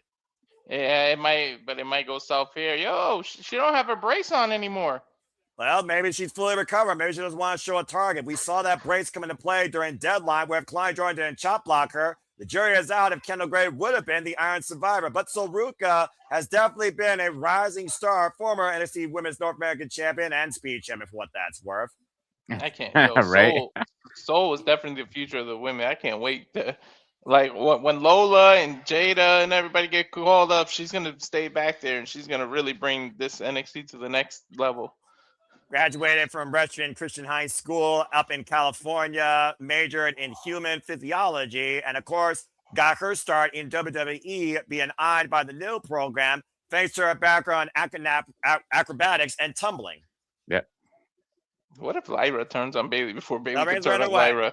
Well, I mean, Bayley's had this sense of identity crisis for a little bit on Raw, but it looks like she's finally got her head on straight, and she's going to need it here, where many have called Bayley to be a locker room leader, and Asuka has been very vocal about Bayley, not just taking status quo. Step up and speak out and demand what you deserve. Mm-hmm. Speaking of NXT, it was Asuka, of course, who defeated Bayley for the NXT Women's Championship to go on to be the undefeated Empress of Tomorrow. Yeah. A lot takeover. Davina Rose, of course, with much more wrestling experience than Ruca, cover prior to her career in WWE.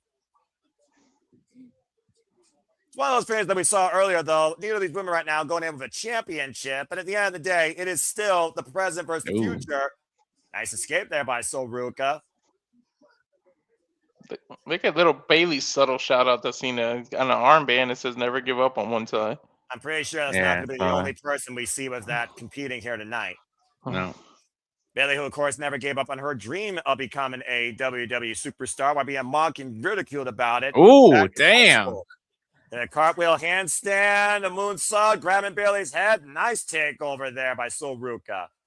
And like the one person on NXT who has impressed me in the women's division has been Ruca.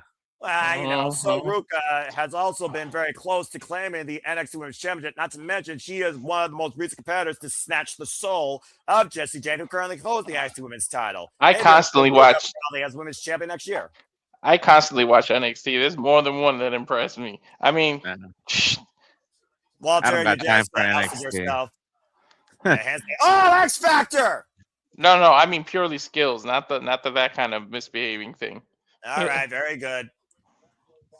And right now, Bayley on the outside. Got to watch Zaria though. I mean, look at Miss Gray. She's impressing, and she's supposed to be involved, and she's impressing on NXT. In fact, that woman started MMA when she was 11 years old and went into professional wrestling, amateur wrestling, when she was 14 years old. Now, Bayley, looking for something big out of the corner, went for the baseball slide. Ruca scouting it. Try to take advantage. Ruca on the apron. Handstand escape again. Ooh. Bayley slowly missed. Oh, it's a PK. Damn. Delivers a kick to Bayley. Now Ruca might be looking for the corner. Moonsault. Oh, lands on her feet. Rolls through Bayley. Oh, man. Just throws a forearm through Ruca. Of course, everyone has a plan until they get jacked in the mouth. Mm-hmm. Yep. Mike Tyson famously said that. Again, Bayley and Ruca, like I said, the tail of the tape, far more different with these two ladies, despite similar body build, much different in their background. Ruca, of course, 26 years of age, 3 years involved in the game, 5'8". Cover now by Ruca. Hook in the far leg. It's a 2 count. And of course, Bayley, former women's money in the bank winner, cover, back press the far leg, 2 count. SmackDown, Raw, and Tag Team Women's Champion. Done it all here in WWE. Oh, express kick. And a Royal Rumble winner. Don't forget that too. No. Yep. Not to mention the Iron Woman of the Royal Rumble. Let's forget. She holds the time. Yeah. Dude, Soul is impressing. And so Ruca right now looking to fly high off the ropes. There's that. Oh, man. Oh, So- shit. Oh. Damn, she's Beautiful. impressing. She cleared that. Oh, my God. Her head came awfully close to the apron. That was dangerous to do that. Yeah. Oh, no, clearing a high hurdle. Let's watch it again. Watch this replay. Modified Sasuke special. Let's not forget, one of her inspirations is Will Ospreay. Take a look again. Beautiful Jesus, clearing the top rope. That's beautiful. a perfect 10. Oh, missed that Let's be on frog the top. splash. Ah! Big splash misses. Bayley goes to the inside. Now Bayley ready for a Ruca. Trying to look for So- another gear here. Go ahead, Big G. So according to Jeff, it was Eve Torres that she hugged Oh. after Trish. I used There's to a like name you me don't some hear much Eve. about, though. And sunset flip powerbomb in the corner by Bayley. We have 2 matches left, so John Cena's last match. There's a cover by Bayley, hooking the near leg, and a 2 count. Veteran move, now allowing Ruca to be in between the ropes and her. Dude, Forcing Ruca to kick out. I'm so glad they're giving the up and comers this kind of platform. Thank you, Cena, for that. Whether Seriously. Cena was the sole influence behind that or not, it definitely is a smart strategy. Bayley, of course, 36 years of age, 17 years involved in the game, stands 5'7", 119 pounds, and of course, Bayley's background is in basketball and amateur wrestling. The schoolgirl by Ruca, Bayley able to roll through. Oh, catching her with a little PK Knee. underneath the jawline. That knee. Went for the knee. Ruca able to scout it, though. And of course, Bayley's had her own fair share. So let's not forget, torn ACL, torn MCL. Some of Chris Statlander and Ruca can both relate to. If you haven't seen it already, Chris Statlander and Bayley also shared a moment. I love that. Yeah. Big elbow by Ruca, trying to get some momentum here. Taking down Bayley for the second time. That's what sucked about Bayley. Every time she had momentum, one of those injuries came. Ooh. Release German Come on, suplex, let's a go, beautiful Soul. kip up. Those gymnastics and acrobatics are definitely coming to play here on Ruca. Oh, yeah. Impressing the Soul crowd. Snatchers? No. No. I thought she was again. setting up a Soul Snatcher when she sat up there. Nah, she's already on the top rope, though. Damn. She might be... All right. Oh, man! Wow. What a DDT. Up the top rope, counter up the That's far not leg, even- kick out two. That's not even a tornado DDT. That's an old school DDT for the top rope. That's crazy. Take a look at the replay Jeez. as she hand walks the top rope into a DDT. That was literally half a cartwheel, handstand on the top rope to a DDT. Now looking for Bayley, touching her to belly. Cover, hooking the far leg and belly kick out two by Soul. You see, so Ruca, people like you did tell her this is the shit you miss when you don't work on Tuesdays. To be fair, there are other people you miss on Tuesdays as well, but you could also just go to WWE matches on YouTube and avoid the fucking CW service. Yeah. How you I think just I keep go on on. NXT? I just go on X and watch the highlights on that.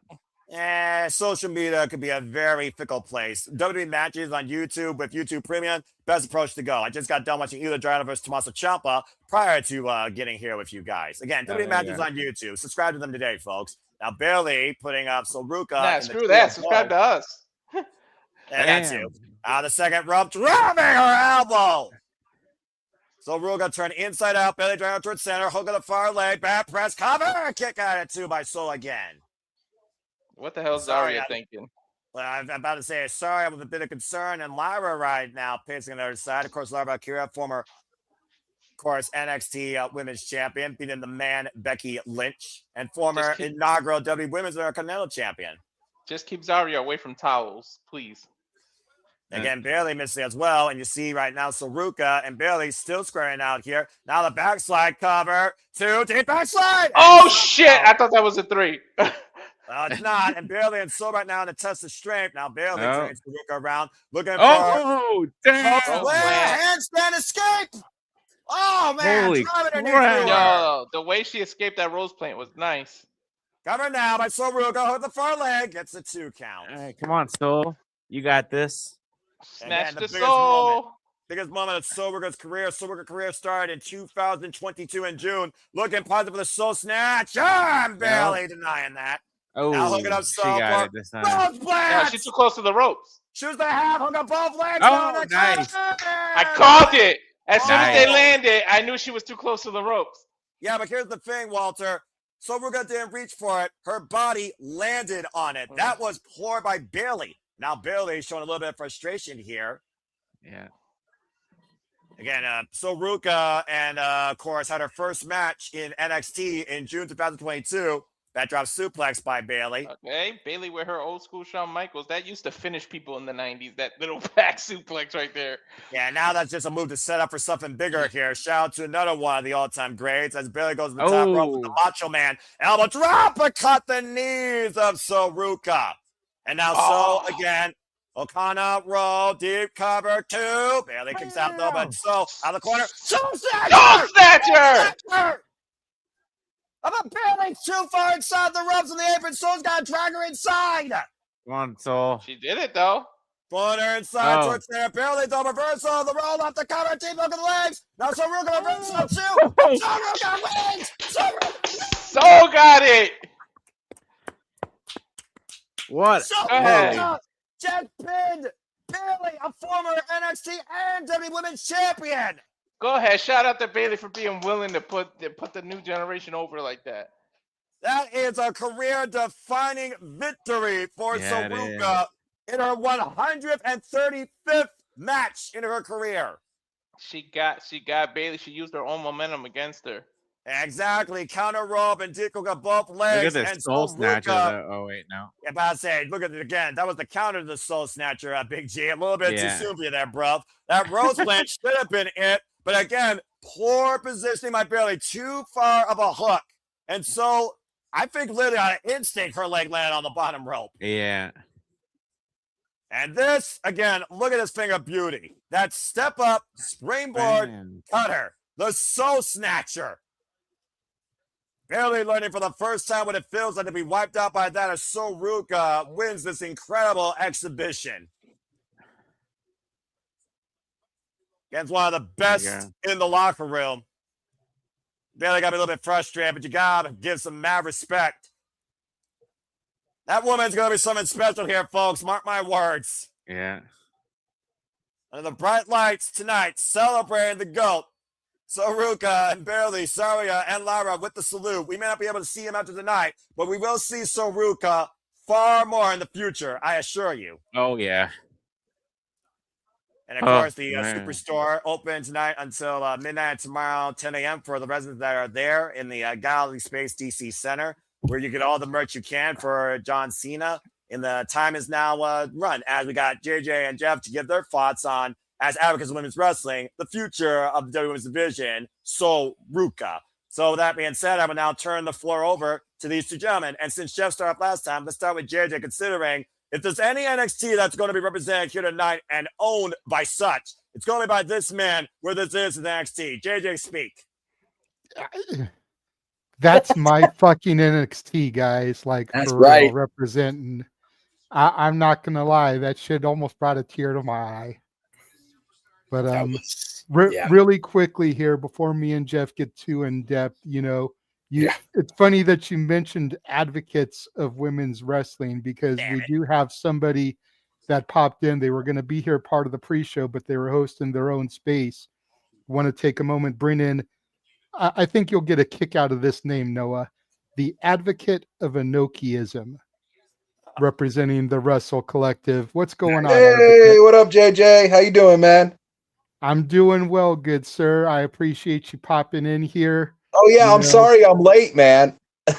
Hey, better I'm late still to the at work, party so. than never, good sir. Yeah, this fool who's supposed to cover for me is like 3.5 hours late. So Jesus, I guess. That's what I'm saying. I'm like, if you're only going to show up for 2.5 hours, I'm like, just stay home. Right? Yeah, seriously. Right. Well, like, what the hell, man? I want to thank you for popping in very quickly, sir, so I can let you get back to work. just go ahead and tell the people what John Cena means to you, good sir. Well, I mean, to be fair, like I didn't really grow up watching John Cena. I'm a little bit older. And when he Right. was on top of the business, I wasn't watching wrestling. I stopped watching wrestling from like 2002 to like 2015. Yeah, so I have gone back and watched some of like his best matches though, and like I think he is he's a good worker, man. You know, like I really like that match he had with AJ Styles, and then the one with what was the big Samoan's name? Umaga. Umaga, thank you. Yeah. Oh man, I was thinking of William Regal. Umaga. Umaga. Jesus Christ. Let me know that Regal. Matt Adley was not the only one to screw up WWE names. Continue. Yeah, right. Not just him. Well, but It's me Adam's too. a But whole- yeah, like obviously anytime somebody has you know, like a career like that has spanned that long, I think that that's something worth celebrating, you know. So I'm very happy for him. I'm happy that, you know, at least for some of it, he got to go out on his own terms. So, you know, like that's always a good thing. That's so rare in the business, you know. Yes. Like a lot of times retirement is forced on you.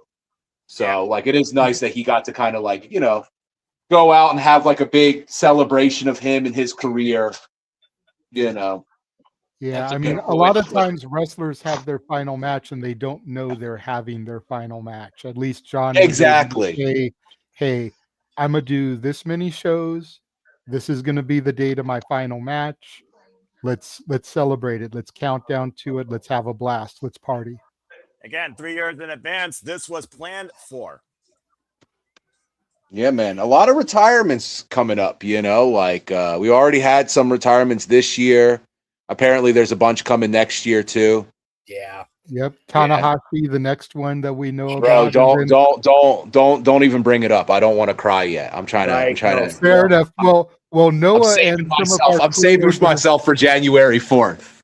You better. Noah and some of our crew My- are gonna my be doing virginal watch along to tears. that, so you know.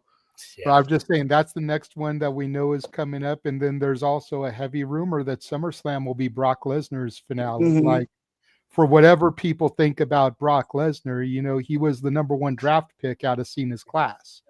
Yeah. So for him to finally be hanging it up too, you know, that's going to be a moment, and he's doing it in Minneapolis, his hometown, Yeah. supposedly. So you know, I mean, you know, like all of the sort of, you know, like the lawsuit stuff and all that stuff aside, like he is like a really transformer, especially if you're like an MMA fan, you know what I mean? Like, 'cause that's like for me with Brock Lesnar, that was like the first time he popped up on my radar. Because when I wasn't watching pro wrestling, I was like really big into MMA. And Right. so like, and seeing like how like just him even being there, like changed the sport and like made it, you know, like so mainstream that now it's like, you know, like one of like the big four sports, you know, to like watch in the United States. It's just like, yeah, it'll be like I said, it'll be a bitter pill, obviously, you know, like you don't like talking about him much online because a lot of times, like, you know, not just wrestling fans, but fans of all media, you know, like they have a hard time separating art from artist.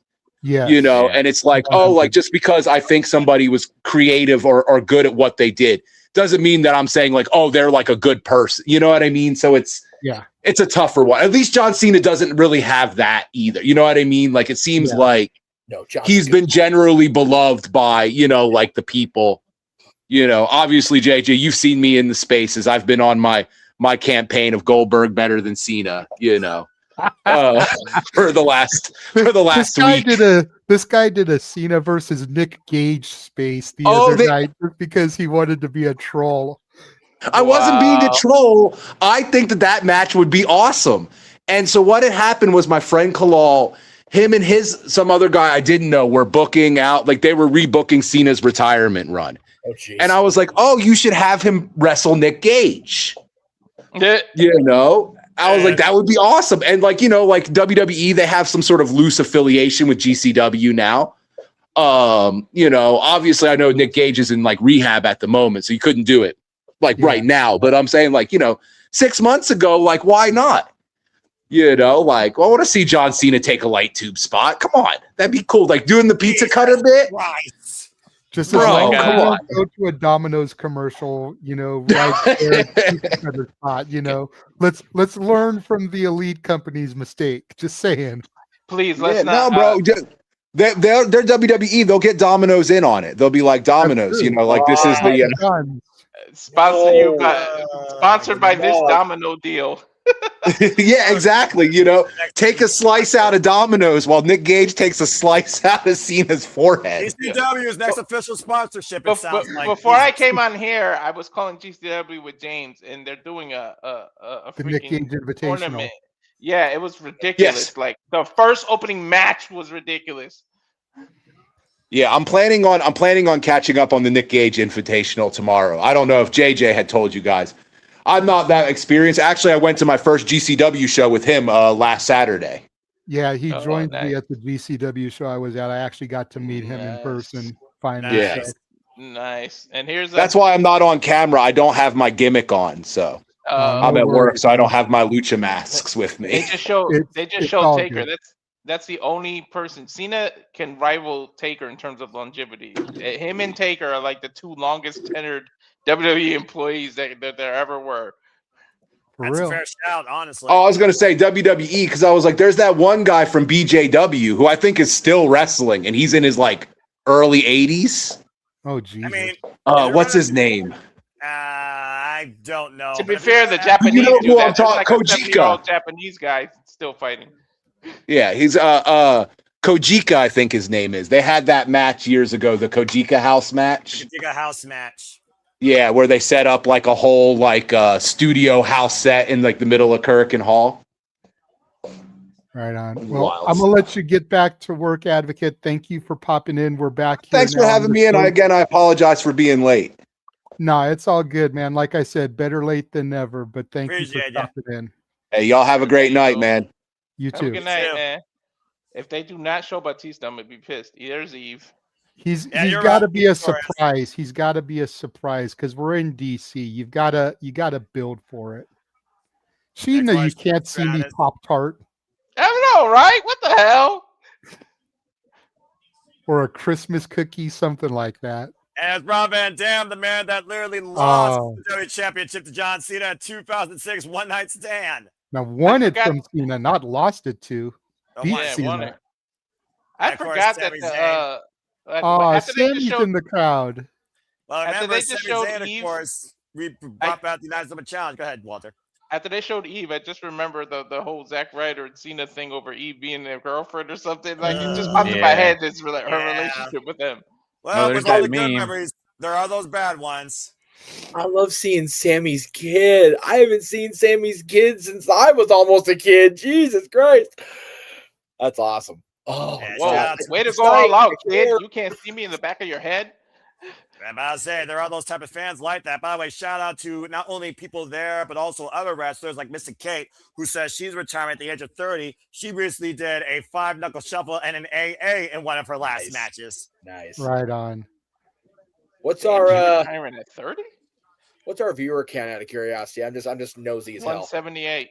Yeah, we're at almost 180 people watching us right now across Right on, 5 man. YouTube channels and 2 X accounts. So I again, love thank that. you so much. No doubt that some of the people we've brought in, to give their thoughts on Cena have helped add to that. Because on the X it shows when people are in streams and whatnot. So and so is speaking here, so and so is listening there. Yeah. So I want to give an additional shout out to the advocate of Enochiism, Jordan Slick Flair, and DJ from Rock and Ropes, Yep. all participants in the spaces who popped in to give their thoughts on John Cena here tonight, because I'm sure their participation in the spaces helped add to our numbers. So Nice. In honor of Cena, we salute you 3 gentlemen. Thank you. Yes. And while you're at it, there's this little button underneath our names, on YouTube that says subscribe. Click that. The freaking propaganda machine. Hey. All right, that was a cute moment. Sami Zayn, of course, with his son. Sami Zayn, who faced John Cena at the United States Open Challenge in 2016. Of course, full circle, 2025. He was literally his defense, of course, why he was holding the title before Brock Lesnar showed up and ruined that match. What doesn't Brock Lesnar ruin? I'm just saying. Right. Definitely this way what was left of Jeff Soul 12 years ago, 11 years ago. Every Like, time a person of You survived calling Brock Lesnar and John Cena Wrestle Shaluja. All right, you're good. You got close. every time a minority wins the WWE title, they call on Brock Lesnar to ruin that damn thing.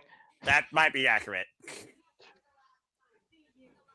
As again, we prepare to see John Cena for the last time. Our main event still to come tonight. John Cena versus Gunther in John Cena's final match in his illustrious 23-year career. Again, Jeff, Papagino, and JJ will be on the call. As we get back to in-ring action, once again, time for some tag team action. Dude, This is- 15,000 in DC just screamed bouncy. I told The you young this boy OG, was over. Javon Evans, has been bouncing up and down our screens in and out of every brand of WWE and AAA, not to mention TNA, while he tags up with the TNA X Division Championship. I'm gonna Y'all toss it up to enjoy. youth, but this dude gave up his title shot to have an immediate one. But you know, young people act on impulse, so I'll give that to his youth. hey, Well, I mean, you know. Well, there- next week we got a fatal four-way match to see who's going to challenge for the title at New Year's Evil. So we very easily could get Leon Slater versus Femi at New Year's Evil. there you go. Mhm. You three enjoy the fuck out of calling this one, though. My God.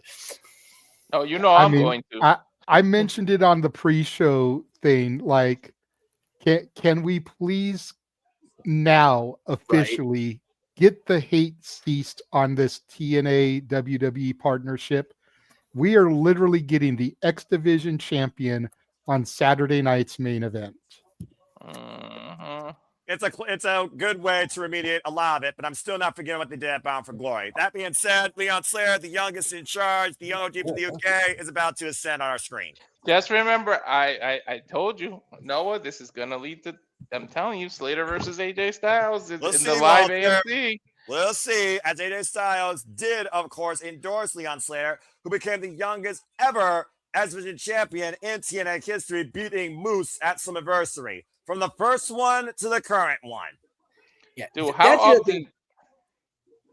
That's the thing for me on this match is that we have the very first TNA X Division champion in a tag match against the current X Division champion on the other side on a WWE, not a pay-per-view, but it is a premium event. And it's so fucking cool as TNA OG fans. I'm loving this shit. 100%. And I made the pitch to Noah that we should start adding Saturday night's main events to the prediction leagues, because now that they are exclusive to Peacock, they truly are premium live events. This is valid. They're not television specials anymore. It's much in the vein as the old school in your houses. Yep. Jeff, you want to feel crazy? We're the Always. same age as both these two combined. Shut the fuck up, Walter. Yeah, I'm over it. Because I'm older than these two combined. So you can kindly shut the fuck up. Hey, JJ, on top of all the retirements and everything else next year, we got the big 5-0 on the 22nd of August, Muckerfather. Yeah, thank you for reminding me. You're welcome. But Walter, you can kindly fuck all the way off. Hey, 'Cause my these brother two too. combined, Yeah. these two combined are only 42, and I'm 49. Yeah, you and my brother. My Well, brother I'm probably the turns big same 50 age in as May. these two and Sammy's kid combined. Valid as Right. shit, right? While you do it, math, I'll do it professional wrestling as Dragon Lee, who's 30 years of age, makes his Enjoy, way to guys. the ring. Wow. Former IWGP Junior Heavyweight Champion, now currently one half of the WWE World Tag Team Champions, alongside a phenomenal AJ Styles beating the Judgment Day. WWE's ongoing Evanescence act. Shout out to Amy and Evanescence for a fucking A performance at the Game Awards for Afterlife. Of course, you hear more of that from Devil May Cry 2. Season to come next year on Netflix. Los Dragones Phenomenal. I named them that. They better steal that. I wouldn't mind them stealing that. I don't think WWE's smart enough to put that on a graphic. That being said, the phenomenal Yeah. AJ Styles, who John Cena has christened the greatest to ever do it, currently a two-time tag team champion. Let's forget, previous run was with Omos. This is AJ Styles' first title since 2021. And look at Lee doing the "you can't see me." Again, at the end of the day, we are talking about the future, but it's also all about John Cena. And to my point of Jeff's point of WTF, the X Division Championship, folks, was first established in TNA back in 2002. AJ Styles, the inaugural champion, for 49 days, following a legacy held by the likes of Chris Sabin, most influential, 10-time X Division champion. Frank Kazarian, 6-time. Josh Alexander, one of the longest reigning. Speedball Mike Bayley, Moose, Zachary Wentz, Trey Miguel, Mustafa Ali. Leon Slater is the 110th X Division champion in TNA Wrestling's history, and he's the youngest. Damn. The guy that he Slater's idolized his entire career. Dude, Javon's only older by like 2 months too, or some crap like that. Again, Leon Slater, 21 years of age, but has been wrestling far longer than Javon Evans at 6 years. Excuse me, far less. Damn. The Reigns were underway. Oh man, a double super kick. And we're starting off hot out of the gate here, and Javon flies, wiping out AJ on the outside. I have no idea who's legal. Flying like Leon Slater to Dragon Lee. Last I checked, this is not for the titles, by the way, folks. This is a standard, and I do say standard. Javon Evans, what the fuck? I fucking love when he does that. He clears the whole corner. The flying, whisper in the wind almost up and over the damn ring post. Javon Evans with a high cross body, wiping out Dragon Lee. Tag made to Javon Evans. This is a standard, and I do mean that. Standard tag team match. Now Javon with the highest of splashes. American Express just gives them for Two count only. Jeez. American Express gives both these people freaking flying miles the way they freaking wrestle. No shit. He Look cleared at that. Javon clear that perfectly. Dude, this is fast paced. To your point, well, what do you expect? You're literally dealing with two of the youngest OGs with the highest level of potential in this business right now. AJ's out there like, fuck that, I'm 48. I can't deal with this shit. I was saying, I think AJ's glad he's retiring next year, if that is to truly be the case. AJ Styles and, of course, Dragon Lee have been tag teaming now for the duration of Monday Night Raw. Cover to and go figure. Tag team champions that actually defend their fucking title. I mean, to be fair, they have defended it already. I think at least twice. Of course, most recently 3 times against the War Raiders. Yep. The War Raiders, the defending New Day, and the Judgment Day. Yeah, they defended it 3 times. Well, at least one of those teams, at least 2 of those teams doesn't suck. Shoulder first into the ring post goes Leon Slater. Javon Evans, though, got low bridge by Dragon Lee. No. Here comes AJ Lee back up to the ring. AJ Styles. Big G's broken. I repeat, Big G's broken. And Dragon Lee sit up and over, lands on his feet. Leon Holy Slater. shit. Whoa. And around, Dragon Lee hooking up Leon Slater. Powerbomb! That's one way to slow things down. Yeah, it is. Dude, you literally got to ground them, take their leg out, and start doing submission moves. That's the only way you're going to take this bouncing out of them. Well, I will also say that AJ Styles and Dragon Lee do have more experience as a tag team versus Javon Evans and Leon Slater, and that might go into their favor. This is their 10th match together as a duo. Tag made to Javon, tag made AJ Styles. And now Styles and Javon squaring off here. Phenomenal blitz, wiping out Javon Evans. I love Javon, but I can't wait till AJ gets his hands on Slater. It's just, please. About to say, AJ Styles running on all cylinders right now, jumping him with the forearm. Damn. Up in the fireman's carry. Ushikoshi, very good, Walter, over the knee. Now on Slater in with AJ Styles. Hoisted up. Oh, man. The hell is he doing? Ooh, a flapjack. Like a reverse flapjack. And basically, face first goes Leon Slater, non-legal competitor. AJ laying on the apron, springboarding. Caught with a big right by Javon. Yo, Javon just threw it. I was say, Javon right now, baseball slide. AJ sidestep though. AJ and Javon bring it up to the apron. Up the bottom rope. AJ's counting it and driving Javon back first into the barricade. Yo, is there anything this man can't do? Like, damn. Jury is out. Meanwhile, Dragon Lee up and Oh my God. Into the Styles Clash. AJ in the Styles Clash, but Javon saving him. That would have been incredible. Holy shit.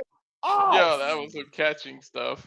Dragon Lee wiped out against the ring post, though. Sidestep. Javon and Leon in control of the phenomenal one for the duration. And Javon out of the corner. Springboard Scudder!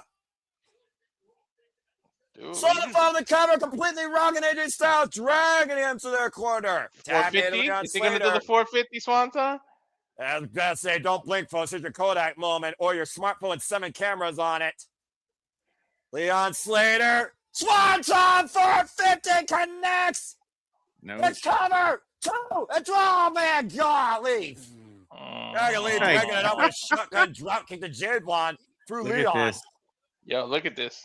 Yeah, look at the replay here. Beautiful. Swanton 450, a twist on a classic. And literally Dragon Lee, John Woo, J-Blonde into the kick out. Yo, you know what's the best? The best thing that we got these people for at least another 20 years. These two, And again, you may have them for barring 20 any years, injuries. but you literally got less than 20 minutes Bam. probably till John Cena's last match. Oh, and it's Bam. coming up next. Bang! Jumping knee strike. J-Blonde with the high kick. Catch him Isn't with that the crazy? backfield We're kick. seeing the beginning of these two careers, and then we gotta Oh! witness the end of Cena's. And Dragon Lee flying through J-Blonde with that elbow.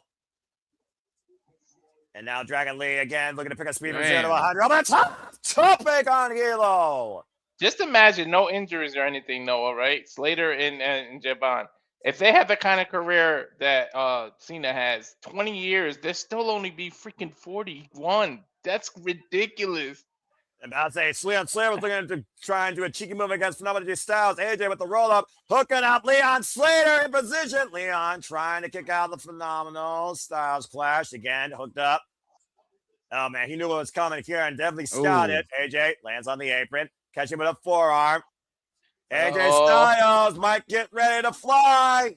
That means a phenomenal one is next. Oh, AJ off the top rope. Oh my goodness.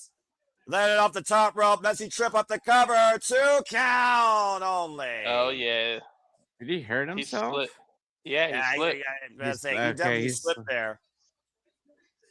Well, again, we talk about, Big G, high risk for a reason. All 4 of these have been bouncing in and out of these top rope corners. They might end Slater it up here again. if he's really here. Oh no, he's up. And as we haven't seen the Ooh, action, damn. guys. Oh, and caught! And now Styles hooking up Leon, got 1 arm hook. Styles clash connects! Is it over? Shoot the half! AJ and Dragon Lee win! Told you he pinned the X Division champion. What does that mean, Noah? Didn't I tell you? I told you We'll weeks see. ago. We'll see. We'll see what it means. The TNA gets the AJ Styles, Leon Slater match you won. And if AJ returns home once again for one last chance and one last run. Still, a phenomenal showcasing by Leon Slater and Javon Evans as AJ Styles and Dragon Lee pick up the win tonight. Yo, AJ's pissed that he slipped. You hear him yelling about it? I mean, of course, you figure out again how important this was, especially with the fact that we are looking towards the end of AJ Styles' career. He didn't want none of that tonight, but still, they showed out and brought it all tonight. Total nonstop action on full display here by all 4 men. Catching Leon Slater out of the corner in a powerbomb, turning it into a Styles clash. Choose to have, and that was it for the youngest in charge in TNA for the X Division. He is pissed. Well, the veteran sip, lead by example. AJ Styles wanted to make sure he had a phenomenal showcasing, especially towards somebody that looked up to him as his idol. He's talking to him. He's setting him up. I'm telling you, I know where this is going. Well, we saw Lyra, Ruca, Bayley, and Zarya, of course, celebrate tonight. It looks like we're going to get more of the same here tonight with these 4 men. Oh, the Salute salute in the to Grand Cena. Slam time. Dude, I tell you what, with these two, the future's in good hands, man. This is like Allstate. Definitely. Yeah, no kidding. All right. Well, as we are moments away from John Cena's final match, and the last time is now, as the last time is nearly here. Again, I want to thank everybody that's been tuning in. Please subscribe, comment, tell a friend. Again, we thank all of you, whether you've continued being along with the ride or continuing to tune into us for the first time. You make this all possible as the passion continues to pursue. Speaking of passion, definition of persistence, passion, hustle, loyalty, and respect, being thanked by all forms of media, of sports, of entertainment, including by the NFL teams and the NBA teams themselves. Oh, that's cool. With all the jerseys matching it, that's dope how they did that. Yeah. And of course, Suppose John if they Cena did one talks for every about- jersey, we'd be here till next Saturday. Well, Yeah. Jeff, he told Tom Rinaldi he has even more jerseys that weren't even put out, and there's no telling if WWE's going to use that towards their ploy. Well, no, I I was was- election worth. I was there telling behind him. Mansfield during the during the pre-show that there is going to be a Never Seen 17 release of the 17 shirts that the cities that weren't hit on the retirement tour. I think that's fucking great. Yeah, that is. I was behind him in line when he bought the Larry Bird jersey. Nice. Yep. And That's he turned good around. shit. I love that. That's the one I made the joke. I was like, "Can you buy me one?" He said, "You got money," and he just walked away from. Well, that being said, we are mere moments away from John Cena's final match, as that time is about now. Up next is truly Saturday night's main event, as we wish the GOAT thank you, and the Lane General looks to make him give up. At the other side of this Holy commercial shit. break, stay tuned for Gino and JJ and, of course, Jeff to call this match, as we once again get more thank yous from other people that have been influenced by his career, including Kane and, God forbid, our true, probably his biggest fan, not named Jeff Meacham. Politics have made Kane old. Sheesh. Well, I mean, politics will break a spirit. Well, Politics I makes see a anybody greater age, you know example what of that than President Clinton, man. Wow. And it's about accurate. Or Obama. Black don't crack, but Obama got old in the White House. Obama's hair turned freaking damn near neon white. Okay, this is going off the rails into a whole different tangent. Let's just focus on John Cena. We don't have a Barack Obama saying thank you. We got Drew McIntyre. Good to see Logan Paul being respectful. Good to see that. Don't see that a whole lot in character on TV, so that's good. I like that. Definition of not humble, but at least here in this moment, he was. I forgot Sammy with a short haircut. Sheesh. I forgot what that looked like. Right? I'm about to say, it's been a long time since we've seen anything short on Sammy's head. New day, briefly coming out of that bullshit they're doing right now. I love that. Yo, Kofi's, can we please Cena freestyle to the ring? Please come out with a freestyle. Right. So after tonight is all over, is Kofi now the longest tenured? Yeah. Like without leaving and coming back? Yeah. It's Kofi. That's crazy. What about Miz? So see, Miz Kofi got was there hired longer than Miz by like 6 months or something. I it's was like gonna say, it's Are you the two of sure? them neck and Because neck. Miz was on Tough Enough. Right. Well, yes, but when did he come back and start being the SmackDown host? 2005. 2005.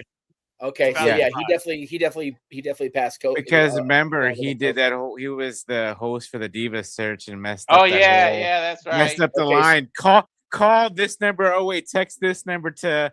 Yeah. That's when he had that stupid. Wait, he used to do this when he came out. All right. Because Kofi debuted on ECW television at that Superstar Initiative that Long was running, like I think it was 07. So yeah. Remember, Miz had a 3-0 start against John Cena in that feud.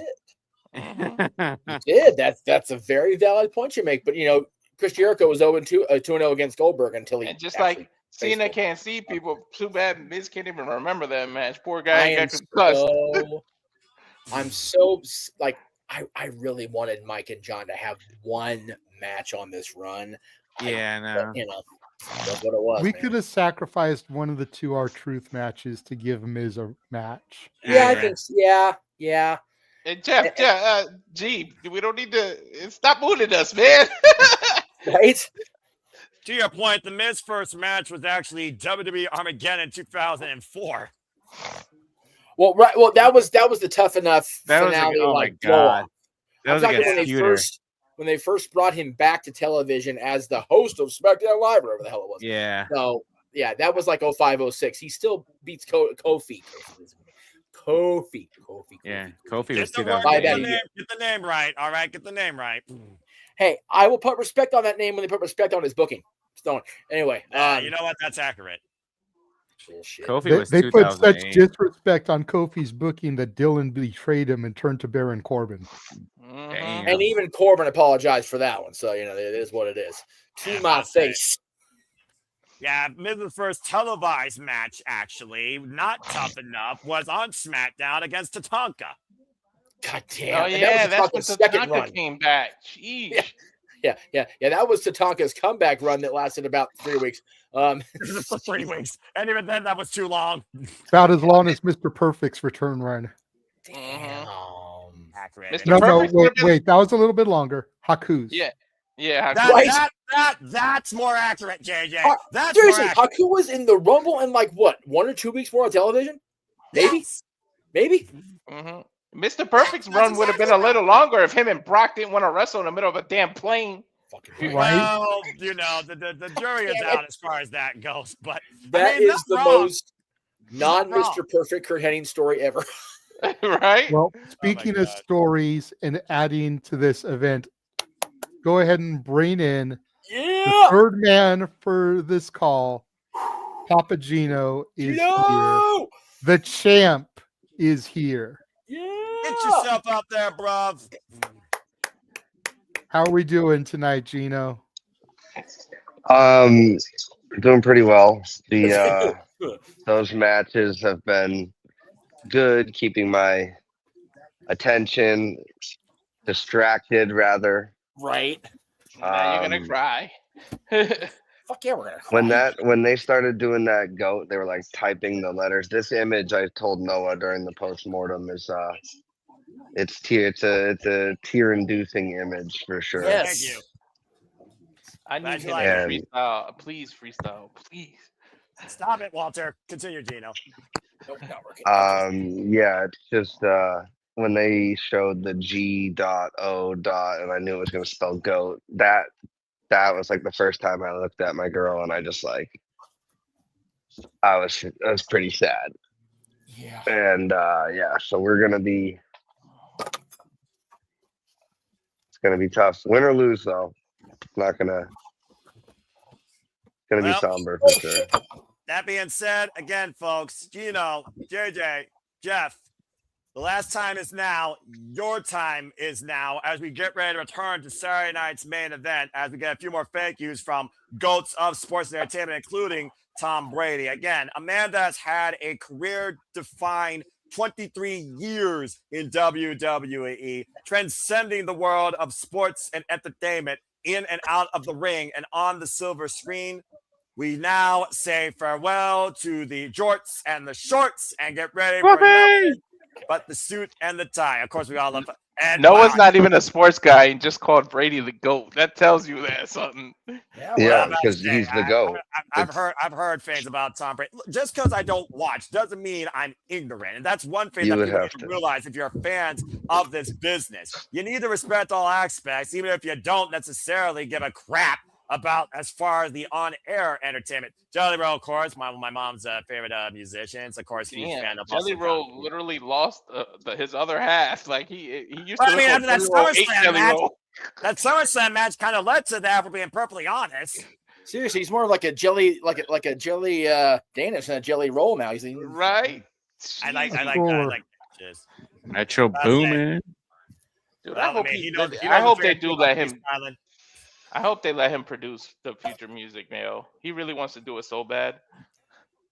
And of course, talking about those dog stats and other stuff, the ADC Military Hero 9, an honored recipient, taking in John Cena. Last time is now. Capacity shit. crowd on hand as we are mere moments away from tonight's main event on Saturday night's main event. John Cena versus Gunther. Again, the last time is now. The last time for the final time. The last time that JJ and Jeff and Gino will be able to say, the champ is Yeah. here. You can't see me. 5-knuckle shuffle, AA, and possibly even the STFUs. We'll go one more Yo, time. you with guys Kevin saw that Nash and sign? Terry. You saw that I sign? Cancer couldn't even stop me from seeing Cena's last Yeah, match. I That's did see crazy.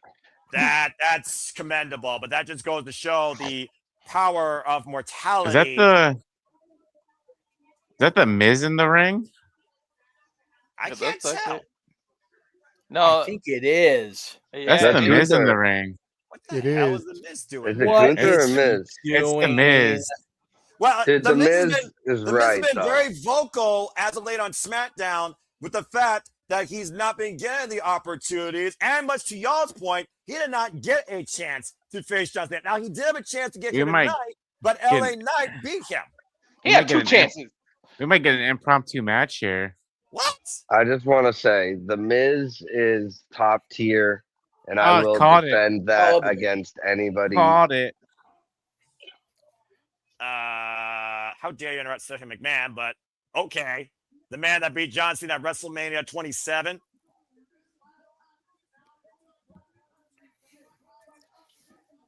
Damn, pretend like I didn't exist. 100%. Who's coming to shut him up? Ooh, can we get a return? Dude, just Maybe. stop him when he's telling lies. I say they just For let it real. play He out. never slides. He's like Drew McIntyre. This is accurate. Another product of Ultimate Pro Wrestling in Southern California, just like Yup. John Cena. Yada yada yada yada yada. Behave yourself, G. No, I like that they give him this spot. They I couldn't am put him in too. the tournament, so they give him this. Well, I I just want mean, to take you it away know, from the ending. That's all. he had his chance. CM at Punk, maybe? Ah, Truth! Ron Oh. Cena. Ron Cena. Ron Cena. Right on. Cena, Good. what the fuck? God damn it, Uh-oh. Ron. Here we go. Remember, What the these hell? were The the two Awesome who tagged Truth against back together. John Cena, The Rock all This those is years older than ago. Truth? I did not realize that.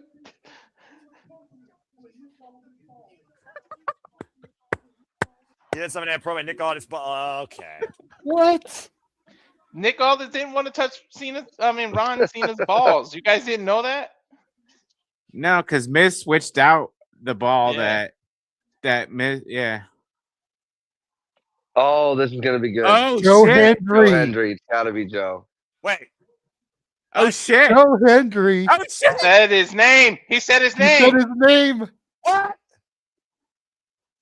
I Uh-oh. believe in shit. Joe Hendry. This is freaking awesome. There yeah. he is. And Joe Hendry. Do you believe? Oh, he's right there. I love it. I believe in Joe Hendry. Say Let's stop it. Wait. Hold on. You know what? He had to be on this show. He had to be here. If it was going to be Yeah. John's opponent, he still had to be here, man. And again. Oh, Miz won the match. Because man. Miz is going to get a moment during the last time it's now towards Serena Miz. They're And wearing their Hendry- gear, but I don't think we're getting a match. You know what? It's a moment. I'll take it. At the end of the day, we're looking at 250 pounds Follow-away of pure slam. motivation. And a kipper. Oh wait. All right, here we go. Wait for it. Wait for it. Wait Wait for it. Hold on. Wait for it. Oh my God. Truth can steal anyone's gimmick. Like seriously, he's the Eugene. And there's the turn. And he hugged him. We definitely need to sync up because I'm way behind. No worries. God damn it. Oh, Hey, Jim, they're yeah, calling here's the for warm-up. it. You can't see Oh, here we go. me. 10 Oh, Off the man. rope. 5 knuckle shuffle connects. I don't think you're done yet, JJ. Hold on, the Miz. I'll take that. Might Out just of connect. set. Standing. Holding for Dude, it. Chelsea Green is so Standing correct. ovation. The cutter. Hooks the leg. 1, 2, 3. Joe Hendry just pinned the Miz. Impromptu or not. Yo, you know who's loving this more than us? Cena. He's got to be in the back cracking the fuck up, yo. Well, John Cena did say that the one thing our Truth can do, he can make anybody smile, while Joe Hendry can motivate anybody here as he's motivating the Master tonight of Washington, D.C. You know what? Joe Hendry may be a WWE superstar now, but there are 2 I former believe in world Joe champions Hendry. in wrestling in the middle of the ring right now. And there are 19,232 fans in the Capital One Arena believing in Joe Hendry and are about to prepare for the last time it's now with John Cena. Truth can make Brock Lesnar crack. So we know that Accurate. he has the ability to make anybody crack. Accurate. JJ, Now I you kind of wanna want to see this as a tag team. What the hell? Oh, God, no. say- seriously book it. No. I was gonna say, did we say that this show is gonna be copyright pinged or shenanigans? Shenanigans. Okay, because I'll have to make sure I mute when John. I'm not hearing John's music when he comes out. That's not happening. So Yeah, I I'll mute have my myself volume too, 'cause, on yeah, the we're not, TV. I just have it low enough that my microphone doesn't pick it up. Dude, Even Stephanie Stephanie is doing the wave. Stephanie believes well, in of Joe course Hendry. she is. That's all you need to know. Stephanie McMahon believes in Joe Hendry. Yeah. Good He's a night, everybody. WWE superstar now. Well, there is her a husband's McMahon name is on family the bottom member of his believing check. in Joe Hendry. Take that shit in as we wind 2025 down, folks. Okay. All right. It's be- All it's that be- laughing, and here comes the tears again. Well, I I'll say, know. I've seen this video already. I'm good. Fuck. absolute hilarity to 110% humility. John Cena, we thank you. And I think you all know what this means because after this, truly, that will be it.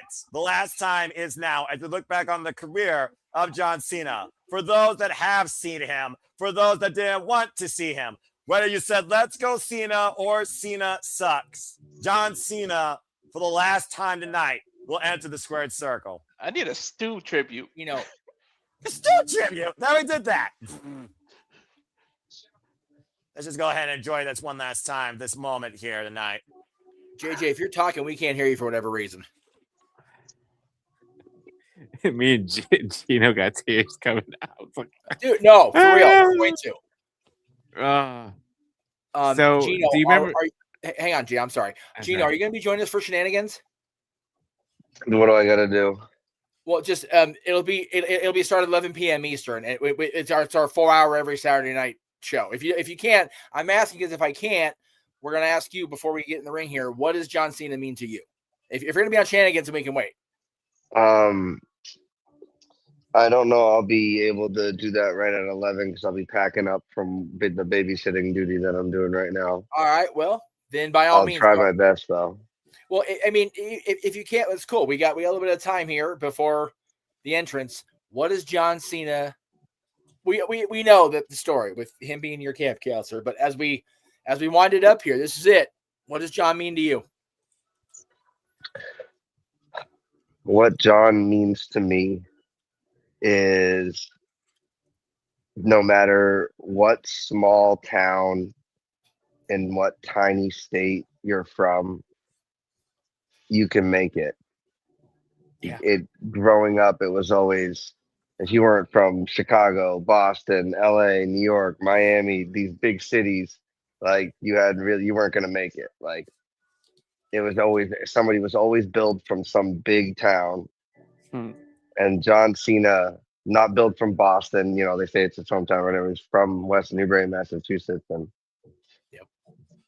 it gives you hope as somebody, you know, where there's not a lot of people. Everybody knows everybody, everybody's family, you know, nobody really leaves. You can get out as I have. You can do more with your life than just be where you're born, and just a constant inspiration. And Gunther's going to ruin it for me. Being said, JJ, Okay, at least he's coming out first. You know, Okay. the last time is officially now as the Corvex New World Symphony ushers in the end. For the last time, it's now. Good luck, gentlemen. Have an incredible call. Guys that are with me, can you hear my TV? No. Can you hear me okay? I can hear you great. Okay. Just I'll mute when Cena comes out, but just remember, as much as I would have loved to have seen LA Knight or Joe Hendry or somebody who maybe could have used it more, Gunther is the, no pun intended, prototypical heel to John Cena's face character. And Gunther respects wrestling. He respects the ring. He feels like it's sacred. And even when John Cena was a heel, I predicted that Gunther might go face to save wrestling because he loves wrestling so much. And that's the story. He fought to be in the tournament and win the tournament. We didn't need promo battles, even though I wanted them. And I'm probably going to be upset forever that we didn't have 200 dates of Cena and we only got 36. I will need somebody from I would need The Rock to come to my house and explain to me why that was decided like that, right, before I ever understand. But yeah, it's just Gunther's the prototypical heel against Cena, and I just don't know if I'm on board with him potentially giving up. Yeah, so we'll see what happens. Okay, I'll let you know when John's music starts for me so we can sync up, but I know what JJ is, so. Okay. Gunther just left the ring, is on the floor right now for me. Fans are chanting.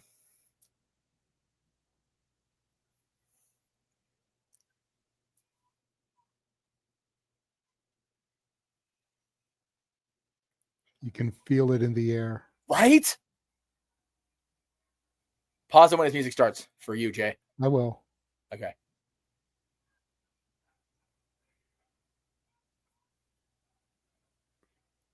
Problem is, they're not in a hurry. They're letting the crowd have the moment. which is fine. It is in San Diego too.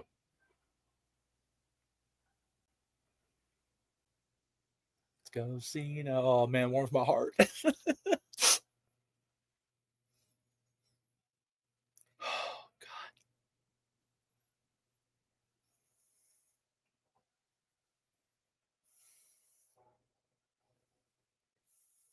Lights go dark. Okay. Lights go dark for me. Yeah, same. I'm with Jeff on this. Okay. Second That's good. behind you, Oh, Renegade. there you're ahead of us, then, Jay. You're Let me the know one when it calling the starts. action. There it is. So we're not too far behind you, at least. No. It's better than the play-by-play guy's head anyway.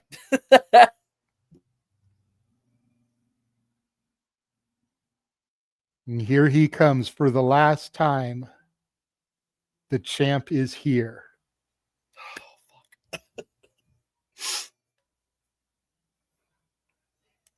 Look at all the images sliding by on the Trons there of love him that. over the years. I love that the whole crowd, after all these years of singing, John Cena is singing the song. I've heard him say in interviews that he's ready for this. Yes. But you've got to wonder what's going through his mind right now as he sees this for the last time. He's filming He's shooting Stu. Right on, dude. Dude, Tom Stewart is low-key like one of the coolest guys ever. I've had a chance to meet him. Solid man. Stone Cold's cameraman for years too. So, oh God. It's got the date on it. The last time is now That's 12/13/25, which we would be remiss to not say happy birthday to Teresa, Yes, as today is her birthday. it is. It is. So Cena's final match is on her birthday. I almost kind of want to get her that towel just because it's got the date on it. I have considered that too. I figured they would. Also, Taylor Swift's birthday and the legend, another GOAT, Dick Van Dyke, hit 100. He got there, man. Yeah, for real. Shout out to Dick Van Dyke. I wanted to go to the theaters and see his 100th birthday celebration, but it's money, is just one of those things. It is. You see Cena taking it in, giving back to the fans. How perfect is it that Lillian Garcia gets to be the I ring know. announcer? I'm so glad she's here for this. Here it comes. The last one. God damn. He's biting it back. Can you see his face? He's biting it back, man. Oh, God.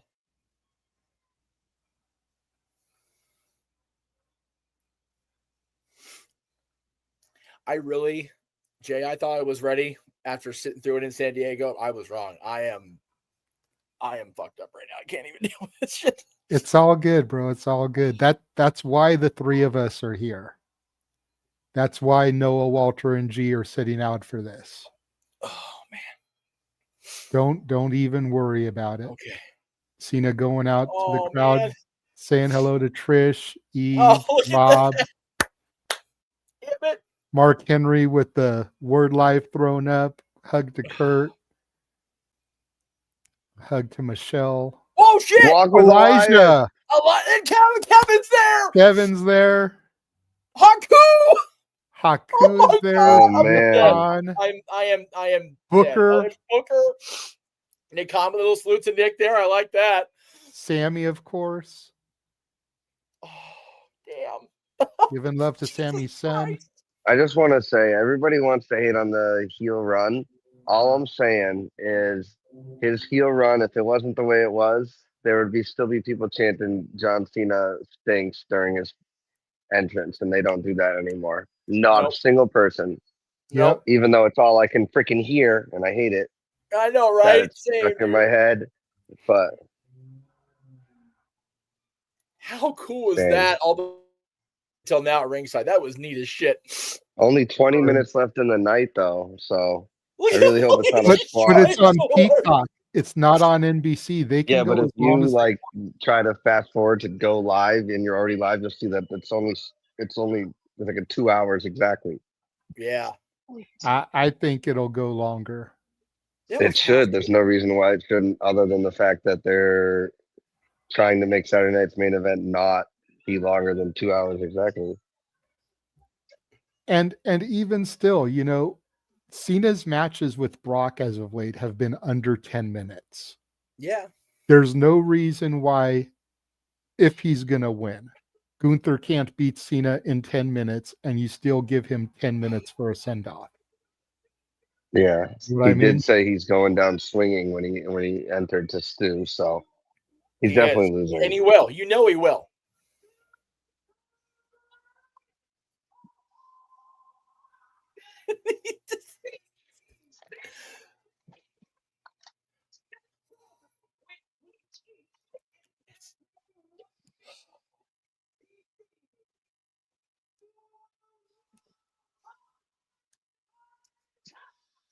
Keep it together, Lillian. You got this.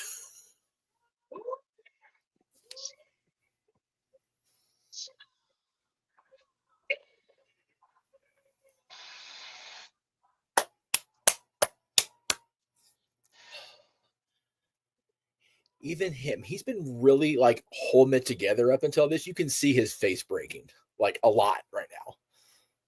He just doesn't want to get chopped to death. That's valid as shit too. You got to wonder what's going through Gunther's mind too. Like, Right? I mean, to be trusted, to be given this opportunity. Yes. And he's got to make up for the negativity Well associated found. with the Goldberg. Chad Patton. That Shout out to wasn't Chad. his. That wasn't his problem though. That was No, it wasn't. timing issue. Gunther did as best he could. Colorado tie up here. Start things off.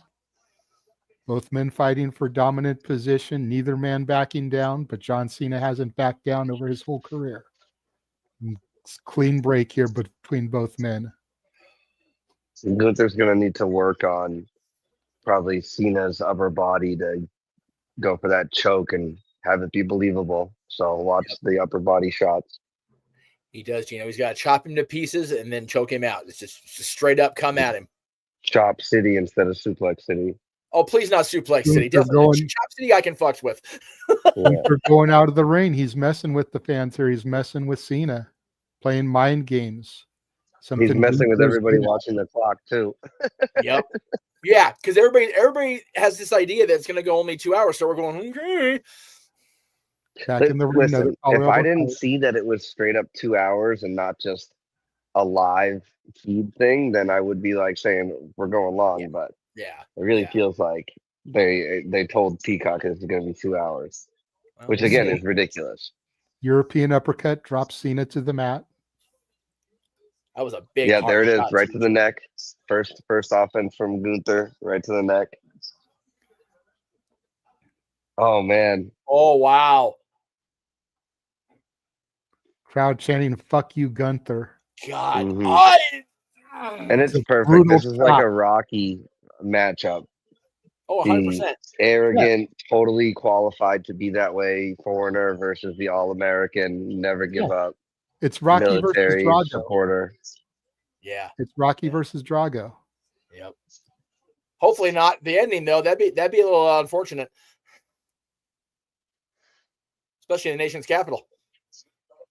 Fair enough. Larry forever signing the crowd. That's There we so go. Oh, Another I think it's chop smart to drop fall. Cena. Fall down afterwards because you don't have to take another one right away. shit, right? Well, that and Gunther has to decide if he's going to exert the energy to pick your dead weight up. Again, And this is why the Jey Uso WrestleMania finish was so dumb. The fans should not be able to pick at a flaw that Gunther has. He should appear flawless. Yes. That's fair, as Gunther just scoop slammed Cena to the mat again, targeting that back area, Gino, like you pointed out. Wicked hard Irish rip. Cena into the ropes there, back against the turnbuckle. Damn. That's when you hold the circle button, then 2K. Definitely, if he does enough damage to that back, then that power bomb of Gunther's might just do the trick without even having to make him submit. Yeah. Oh, he caught it. Oh! Blocks I the haven't seen that chop. before. Here we go. Cena A little bit of opening the up with comeback. some shots. Shoulder tackle. He's gonna go for it. You know, it's 5 moves of doom's coming. Yep. Shoulder tackle. Shoulder tackle. There's two. Ducks the clothesline. Proto bomb. Big old proto bomb. He hit that one snug. This One is last it. time. Last time. Getting the crowd into it. You Throws the hand can't up. see me You right into can't the see camera. He me. doesn't do that. Preschool. I love it. 5 knuckle shuffle connects.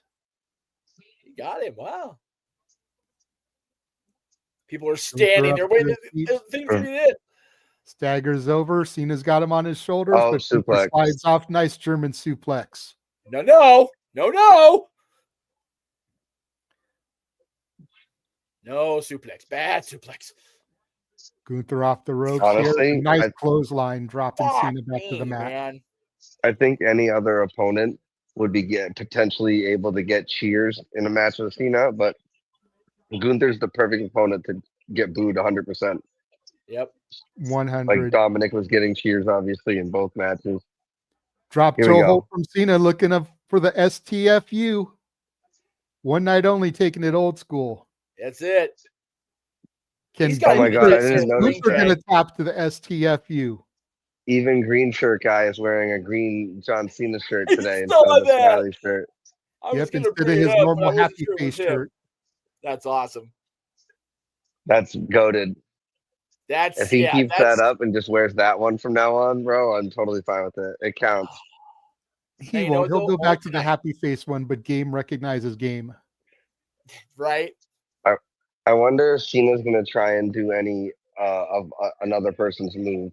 Ooh, Oh, I'm sure. Golly. Shotgun drop kick there from Gunther. vicious sends drop Cena kick. back to the- Oh, here we go. Oh shit.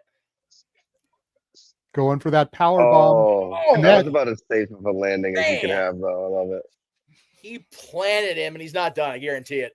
Oh no. He's asking him. He's telling Patton to ask He him. wants again. him to give up. This should have just been an I Quit match. I like No, that because Gunther has that almost seen enough telegraphs sign. it, you know? He's Yeah, literally that's- sitting in the corner like this is a boxing match. Yeah. Why are we muting things? I've watched so much stuff on Peacock that didn't mute the swears. They don't do it for the live WWE for some reason. They still mute it. They still censor like it's NBC rather.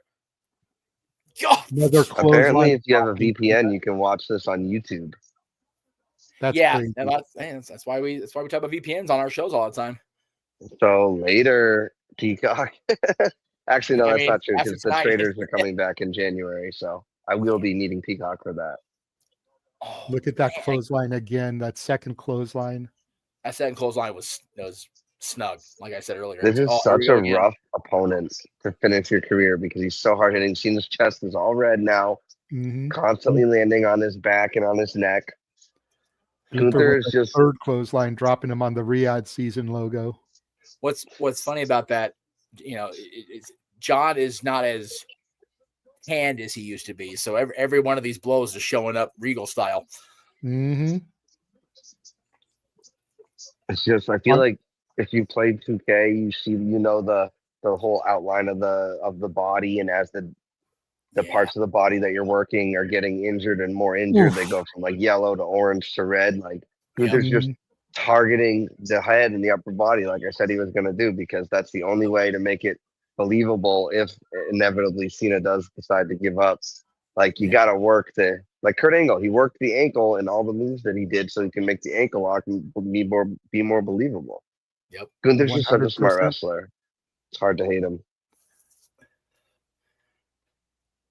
And again, There's he that hit 4 or another 5 clothesline. clotheslines now. Yeah. Oh man. Oh my God, he's Another so one. red across his whole chest. God. Gunther saying that's it, telling the ref to check him again. He is Ask trying him. to beat. Sorry, go ahead, Jim. Sorry. No, just saying he said ask him. Go ahead. He's trying to beat him into a submission. He knows John's not going to actively tap out. He'll stay in a hold until he passes out. That's not what Gunther wants to do. He wants to, as AJ Styles famously said, beat up John Cena here. Mm-hmm. Do we think though that if he passes out, that he's still going to be able to get his flowers? He's got to then wake up to then get the approval from the crowd. That feels. Oh, I don't know. I'm interested to see how they book this. Right now, it makes me feel like Cena's gonna win because this is usually how it goes. You know, whoever's getting the majority of the offense, usually the other guy ends up winning with that. Well, I hear that, but the last time this kind of thing happened was 16 suplexes and 2 F5s. And it was I mean, just, if they're building the Gunther versus Brock Lesnar, that could be the whole promo battle with them. We both beat up on John Cena wicked badly with our moves. Here we go. Shoulder That's the tackle again. clothesline. Another shoulder tackle starting the 5 moves of doom one more time. When was the last time he did the 5 moves of doom twice in one? Oh, he had to tell him to get up. Gunther botched it. no, Another anybody. photo Last bomb. time this happened. You can't see me. Can't see me. 5 knuckle shuffle connects. Man, Gunther getting back to he's his gonna feet. at least hit it this time, right? Looks Yeah, like he it. has He to. does. There it Oh is. man. FU connects. Hook of the leg. 1, 2. Oh, Gunther kicks out. if that Whoa. was it, I would have been okay with that if that was it. Yeah. Yeah. I would have too, but come on, we can't have it be like that. This isn't 2011. That's fair too. Despite the fact that we had 19,000 chanting Super Cena, wanting him to do it. Yeah, because everybody used to hate on Super Cena because they didn't see the vision, the real vision, not this 2025, the Paul Heyman vision. The Seth Riders. Cena I setting mean, it up you know, again. again, I took that from somebody else who will remain nameless, but I think that I provided Oh! that to make it popular. Oh, my God. God, here we go, here we go. Chop to the base of the neck. Sleeper 8 locked minutes in. left. He did, Jay. He talked to him right in Grapevine. the base of the neck before this sleeper hold. Grapevine the Oh my leg. God, dude. Oh, Cena's got to be fading here. Gunther's got it locked deep. Cena trying to fight back. We got to have a Cena feat of strength here. So he's probably going to get up out of this and get him into the FU position. It'll always be the FU to me and not the damn right. 100. Damn 100. right. Yeah. I'm downplaying. Whoa! Sleeper We know of Gunther will Cena's. tap. We know Gunther's susceptible to a tap. But will he tapped tap the now? That was Uso. the Uso finish. You know? We'll see. That would not be the smartest long-term finish, but the crowd would love it. The crowd will eat that shit up if he does. Oh, look at that. Yeah. Look at that. Gunther gets his foot on so the rope, good. using his long limbs to his advantage. He's so, Remember, he's so good at this in shit. the Damn it. games, and Oba Femi did it in NXT, you can just be underneath the rope. You don't have to touch it, but the visual is much better when you touch it. God damn that chop. I felt He that hit shit. him hard. Oh, Backdrop onto the ring apron. Of course, the hardest part of the ring there. here we go. Irish whip sends Cena into the steel stairs. Cena looks good in the Chop. red, white, and blue. Those outfit. chops from Gunther give me flashbacks to Battleground, Jeff. Oh no, I remember. Gino, that's the reason I wore this Cena shirt was because of where they are. I almost ended up buying that. I'm probably going to go to the WWE shop and buy some more. So I actually bought this so- one off of Extreme Wrestling shirts specifically to wear at Survivor Series because like the one I have is way too.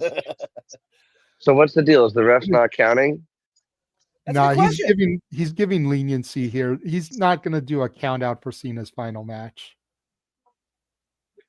Gunther taunting the audience here. He's got Chad the is steel counting, but he's step counting pushed real up against the announce table. I just feel like they should have just Ooh. like been like, this is going to be no count out, whatever. I don't like when it's up to the discretion of the ref. Gunther with a rare one of these to the crowd on global television. That was interesting. I don't like it normally either, Gino, but in a situation like this, I think referees' discrepancy definitely works. Yeah. You know, we know this is Cena's final match. You don't want it to end in a disqualification or a count out. Yeah. No, we don't. But that's why if you're a smart wrestler, you don't get yourself counted out. At least Right. go roll into the ring and roll back out. Gunther's done that hundreds of times. But again, I'm still fine with it because the ref understands the assignment. Yeah. Yes, exactly. Gunther's cleared the announce table now. Looks like he's going to set up for that power bomb through the announce table. Nope. No, Cena's got him set up in the FU position. he's not reversing He can this. connect. Oh, FU through the announce table. Gunther just Through the collapsed table. that announce table, and Through everybody the is reinforced applauding. tables, which all they do is just hurt more. Yep. That's Look at the the only replay. benefit from them. I'm about 19,000 of them, but Eve Torres sure was popping for that. Look at Trish too. Look at the smile on Trish's face. Trish's smile just still lights up my room after 25 years. I don't 5 care. minutes left. What are we doing? The ref just went in there and was like, we got 5 minutes to go home. But if they don't give Cena the opportunity and I have to switch over to YouTube or something to celebrate him, I'm not gonna cry. I'm gonna be mad. John Cena back in the ring, hooks the leg, gets 2.5. Gunther kicks out. That was about as close as you get.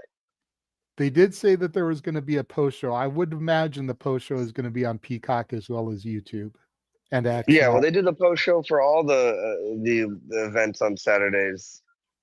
I just don't want it to be like how they've been doing it lately, where the show goes off the air and there's still more to see. Well, it's like, stop with that. Oh, is he going to go for the first 48 leg drop that he used to do? I don't know. Last time he did Looks that against, like it. Yeah, climbing up there. Gunther's getting in position for it, which is. Oh, dude, I don't like it at all. I don't either. Connects. Hooks the leg. 1, 2. Gunther kicks out. And Tyrese Halliburton. It's one of those spots that Aaron always talks about, Gino. It's just like, dude, we're lining up for it. Can we not set it up that obviously? Oh well. Still didn't get 3 counts. That was. It wasn't. It was obvious, but it wasn't like that obvious. Like the guy, Gunther's getting up. He's a little groggy. He's trying to catch his breath. Like, it's believable to me. Just if you've seen it a million times, and your job is to analyze wrestling, sometimes you don't get to. No, that's right. Really, enjoy it. Here we go. What is he going to say? By the way, producers notes, JJ, over 200 people, 203 people watching right now. Thank you all at home. You guys are awesome. Crowd chanting, "You still got it." Hell yeah, dude. And he does. He just doesn't the last one. Welcome in, I need everybody. to hear you. If he's doing this, he's got to win, right? No, because he's taken too long. It's given Gunther time to get his breath. You can't see me. Oh, he's up. See? Big no! Boom! Suplex City. Oh God! Ooh, God! German sets him up. Powerbomb connect. He drilled him hard. Hook the leg. 1, yes. 2, kick out. Oh, here we go. He's gonna go for the choke. No, he's going up top. And then splash and then choke. Oh, Cena's gonna go avalanche AA. Oh, European uppercut. And avalanche AA. Here we go. JJ, you got the call, brother. Has him set up. To Gino's point here.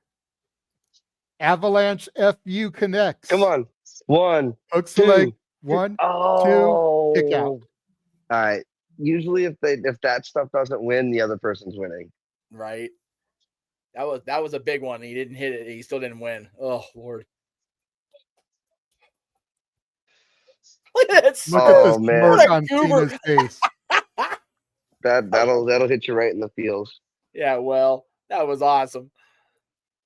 This is John awesome. Bernthal, bro. Tell him. Chuck Zito liked it. 19,000 chanting. Dude, they should not allow these big head signs in the stadiums. I'm tired of them. Even if it's that cute dog. Low. Or it's blocking other people. But still, it's just like the signs are the signs. Like somebody's head that nobody knows, like that lady from the other night. Like it doesn't stop with that. I don't know. The one in San Diego was funny with the guy having his own head. John got him on it right at the entrance. That was fun. Dodgers fan though in a San Diego crowd. That was brave of that dude. Both men trading shots center of the ring. Nice European uppercut there by Gunther. Oh, and one from Cena in return. He hit him. He got him solid there. Gunther with the forearm. They're just trading shots. This is great. Here we go. Attitude adjustment. Going for another one to Gino's point. Oh, you can see him calling it. Counter. That. Oh no! Another power bomb. Oh, it's over. Here we going home. Gunther And going we are up at the to top of the hour, rope. for what it's worth. Oh, no! Flash connects. One, Oh no. two. Cena kicked Cena's out. no, it's Fuck. gonna be a choke out. They're gonna be He kicked trying to out choke him early, out. Like, too. He didn't kick I out don't 2 see and it a half. He being kicked out a early, pin. too. Gunther trying to Gunther's taunt Cena, pissed. telling him to get up. Yeah, Cena's been studying against the frog splash for the better part of a month and a half, so he knows how to kick out of that. That was solid. That was a good Here we sequence. go. I like that. Crowd chanting Super Cena again. They want him. And here we go, choke. Sleeper locked in. Gunther's got it cinched in deep. And we're officially fighting. over. 10:01. I love that. Cena's fighting, but he's fading. Cena's down to his knee. Cena's chest is red. His elbows are red. He's giving it everything he has. The question is, are they going to do the 1, 2, 3 arm down or just the 1 arm down? Because they're inconsistent with that. Yeah. He's trying to fight back, getting a little surge of adrenaline here. Trying to break the hold of Gunther. You can see him, but he's struggling. Gunther right back to that choke, back to that sleeper. The American flag on the Jeep. Mhm. Right center Cena's camera. down. Oh, I like Legs that. grapevine. He's had that for a while, though. Oh, whoa. As soon as he grapevines the legs, it's over. He had it there for a minute, and then John wiggled It sure over. looks like Cena wants to turn it into an attitude adjustment. Dude, Gunther's hand is like partially like bruised or like green Yep. from hitting John so hard. Oh my gosh. Back out Tried of to it go again. for it. To your point, he tried to get him on the shoulders, but Gunther slid right back down, locked that sleeper right back in. It's like a comfortably perfect reversal. Yeah. Oh man. Oh no. Cena's back down. Cena is passing out the same as giving up is the question. It's wearing him down. I would, because never give up is something Cena needs to hang his hat on and still be able to sell merch about. Oh my god. That's so Gunther jumping on his difficult. back. All his body weight now on Cena. It's making John carry all of that 200 and whatever, almost 300 pounds of just pure wrestler. Yeah, I mean he's not the age that he was when he put Big Show and Edge on his back, but I still believe he can maybe get this done. Yeah, he's still a strong mucker father, dude. Let's not kid ourselves. We all know how to get like how Oh, like if a schoolyard bully has got you like that, you just fall under your back. Here we Yep. go again. Right back to the choke, though. Right back to the sleeper. It's Cena had just- just enough energy to back Gunther into the turnbuckle pads, but it wasn't enough to keep him. Yeah, it's just such a smart way to wrestle, Yep. and that's why Gunther. Yeah, no, exactly. It's the best pure wrestler on the roster versus the greatest, let's be real, sports entertainer of all time. Cena still fighting, feeling the 19,000 surge through his veins. Cena's gonna do something with him. He's got him. He's got him backpacked up and again. Another ram into the turnbuckles from Here Cena. we go. Attitude adjustment. Him up. Oh my god, He hit it. Another He hit FU connects. Hooks the leg. There's one. Oh Two. my goodness. Gunther kicks out again. Golly. Here we go, right into it. Gunther's like a relentless Right back. predator Yep. on the hunt with Jesse Ventura in attendance. It's apropos. Right, He right. was in the first Predator movie. I didn't even recognize him when I watched that for the first time this year. Isn't that crazy? Well, that was Jesse still in his announcer prime, to be fair, 85, 86, whatever that was. He was a big dude. He was. Don't give up, they're chanting. Yep. Cena's 19,000. face is literally turning Sweet, I blue. would have cried at that.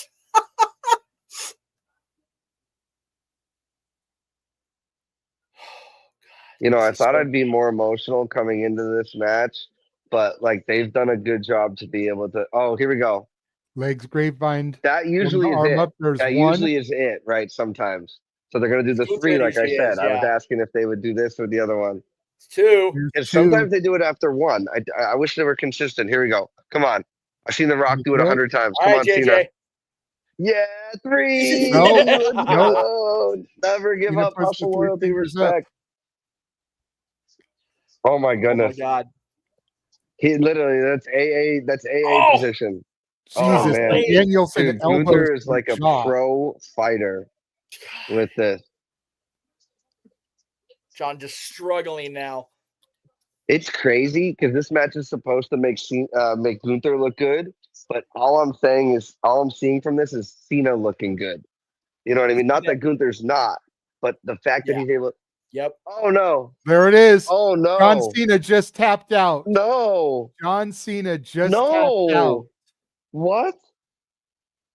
It's quiet. God. It's quiet there. This is Undertaker's street crowd. Look at this, guys. What? John Cena just tapped out. Why? Even Tyrese Halliburton's beside himself. Why would they do that? Oh my God. The man who lived by never give up for the better part of 20 years just gave up. Holy I shit. hope TKO is fucking happy. Excuse my language. No, you're good, dude. We're way It's no past DQ, 5 you're all minutes here, dude. This isn't no DQ. We cuss liberally here. Yeah. We're past 5 minutes. Oh my God. God damn. I can't believe it. He tapped out. I mean, Yeah, and they're I going with the understand. legend retire gimmick. I understand why fans are shocked, but it's always been said that it's best to go out on your back looking up at the lights. And that's what Cena's doing right now. And Gunther will forever be a made man because, like I said, the man who lived for 20 years by the credo, never give up, tapped out to Gunther.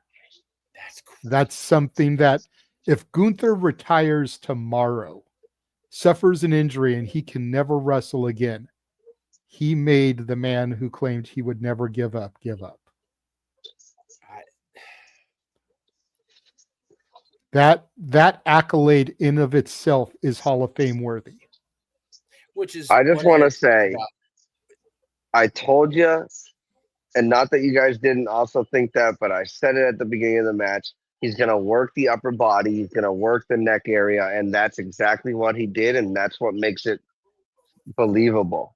When we go back and watch this over the course of history, JJ, The crowd is not happy with that at all. 19,000 Is The Rock chanting going to come bullshit. out is the only question and say, I own your soul. You're staying until Mania. Damn it. No. When you go back and watch this again, right before he taps, he gets this expression of, fuck me, man. Yeah. Because he doesn't want to like, tap, "Yeah, but he's a team player. And that's what they told him to do. I mean, it's, within the context of the story, it's like, God, I don't want to, but I can't keep fighting out of this. Cena's kissing the mat. I might have to switch to Thank you, Cena. No, they're still going, bro. my Still phone going, Still if my going. computer dies. We'll see.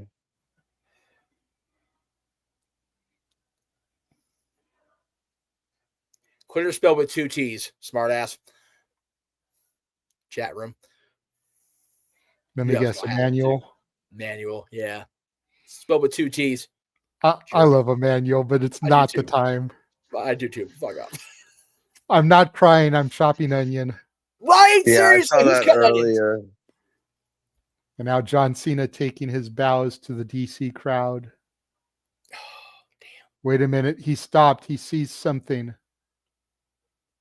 They're all coming out. Oh, no. Triple They're all H, coming Stephanie out. McMahon, Cody Rhodes, CM Punk, Shawn Michaels, Undertaker, Bruce Pritchard there Bruce walking out on camera is wild. with his Never headset does that still shit. on. Is Brock Lesnar going to come out and make us both cry again, Oh, Jeff? dude, why would you say that out loud? Everybody is mad at Triple H. Who's that tall guy? They with are the not gray hair? Who happy the with hell is that? H. CM Punk getting into the ring now. The man that John Cena called his The both wrestling current soulmate. champions who would not be here if it were not for Cena. Valid as hell. Both those guys. Honestly, the WWE probably would have been bought by somebody by this point. I would have gone out of business. Cena. I love that. Bobby Roode is out there at ringside. Who is There's it? Charles Robinson. CM Punk and Cody Rhodes putting the championships on Cena's shoulder for one last time. He's getting the Hogan moment. You guys remember that? When Hogan had both belts for a minute, when Cena and Batista teamed with him. Mm-hmm. Oh my God, dude. Well, he's this generation's Hogan. There's the Still makes Miz. you drown in tears, dude. Poor Charles. The rest of the locker room still coming out. You see Damian Priest, AJ Styles, Javon Evans, Nathan Frazier is out there. There's Max. There's Maxine, Lyra, Soul, Zarya, Mello. Oh fuck! Here we. That's it.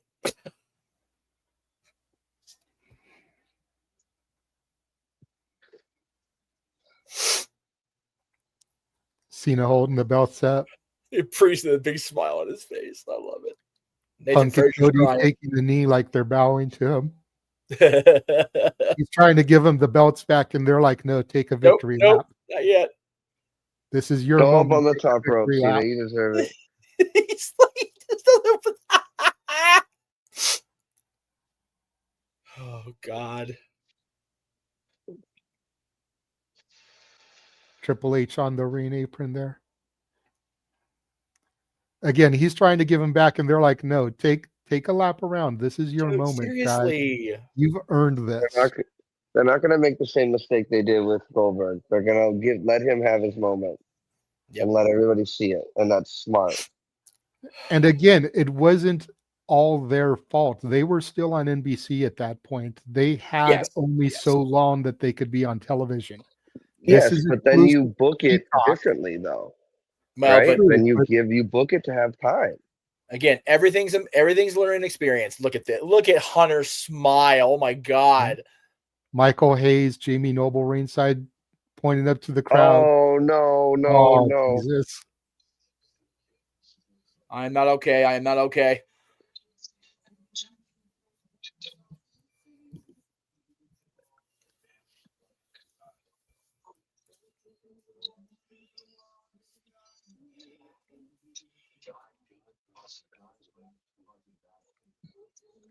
Got his dad, dude.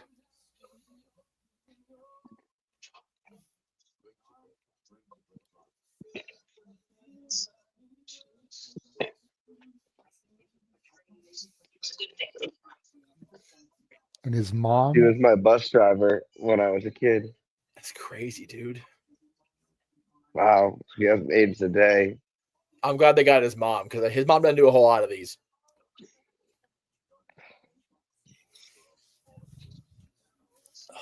Drew St. John is the benchmark. He is. Taker talking about his passion and connection.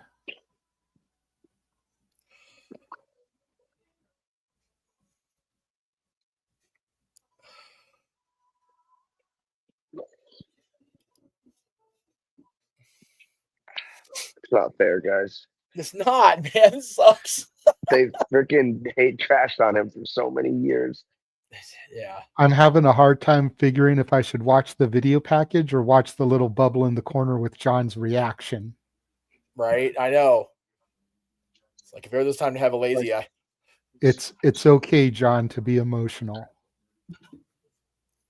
God knows we His are. love and care for kids is so authentic. You don't be a camp counselor for kids unless you care about them authentically. He is every bit the dude that we see. Every bit of it.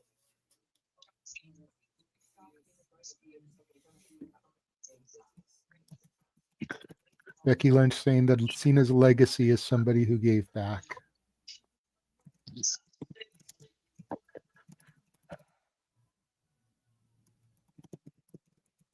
Yeah.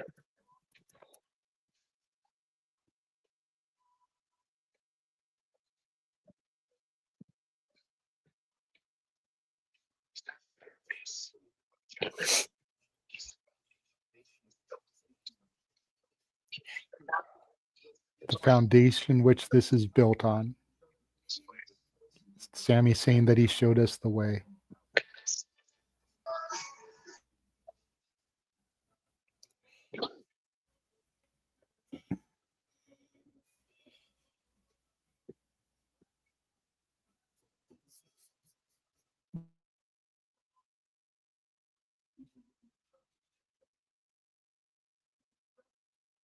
Wow, even archive footage of Vince.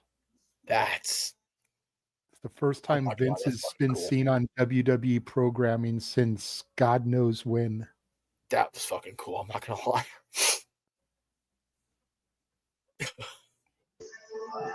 Look, that's what broke Cena when they showed Vince. Look. No, yeah, you can see it. Yeah. Yep.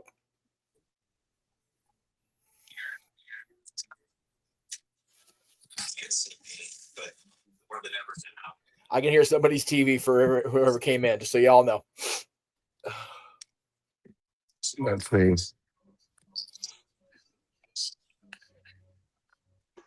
I'll tell you what, that Netflix show where they show behind the scenes stuff, season 3 needs to be Cena's whole last run. Like that's what season 3 needs to be. And coming back to John, who's taking his bows in the center of the ring again.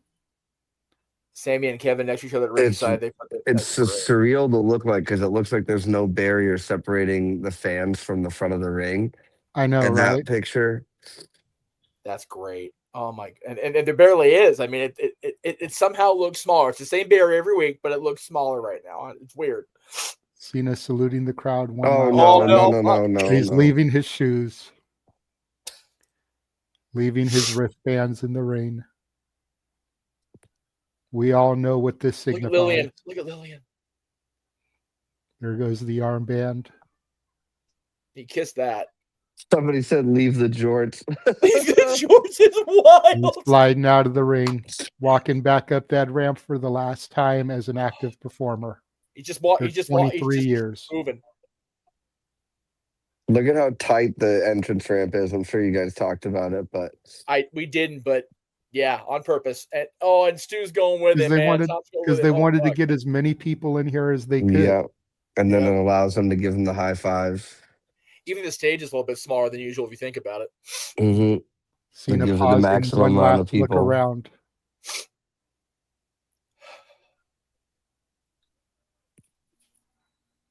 I'm sorry, guys. Wink of his eye. And the final bow. Gino, there's no need to apologize. We're all emotional, man. Yeah, please don't fucking apologize. Look, I barely ever stand up on camera. I've been standing up this whole time. Cena just said, "It's been my pleasure entertaining you guys. Thank you."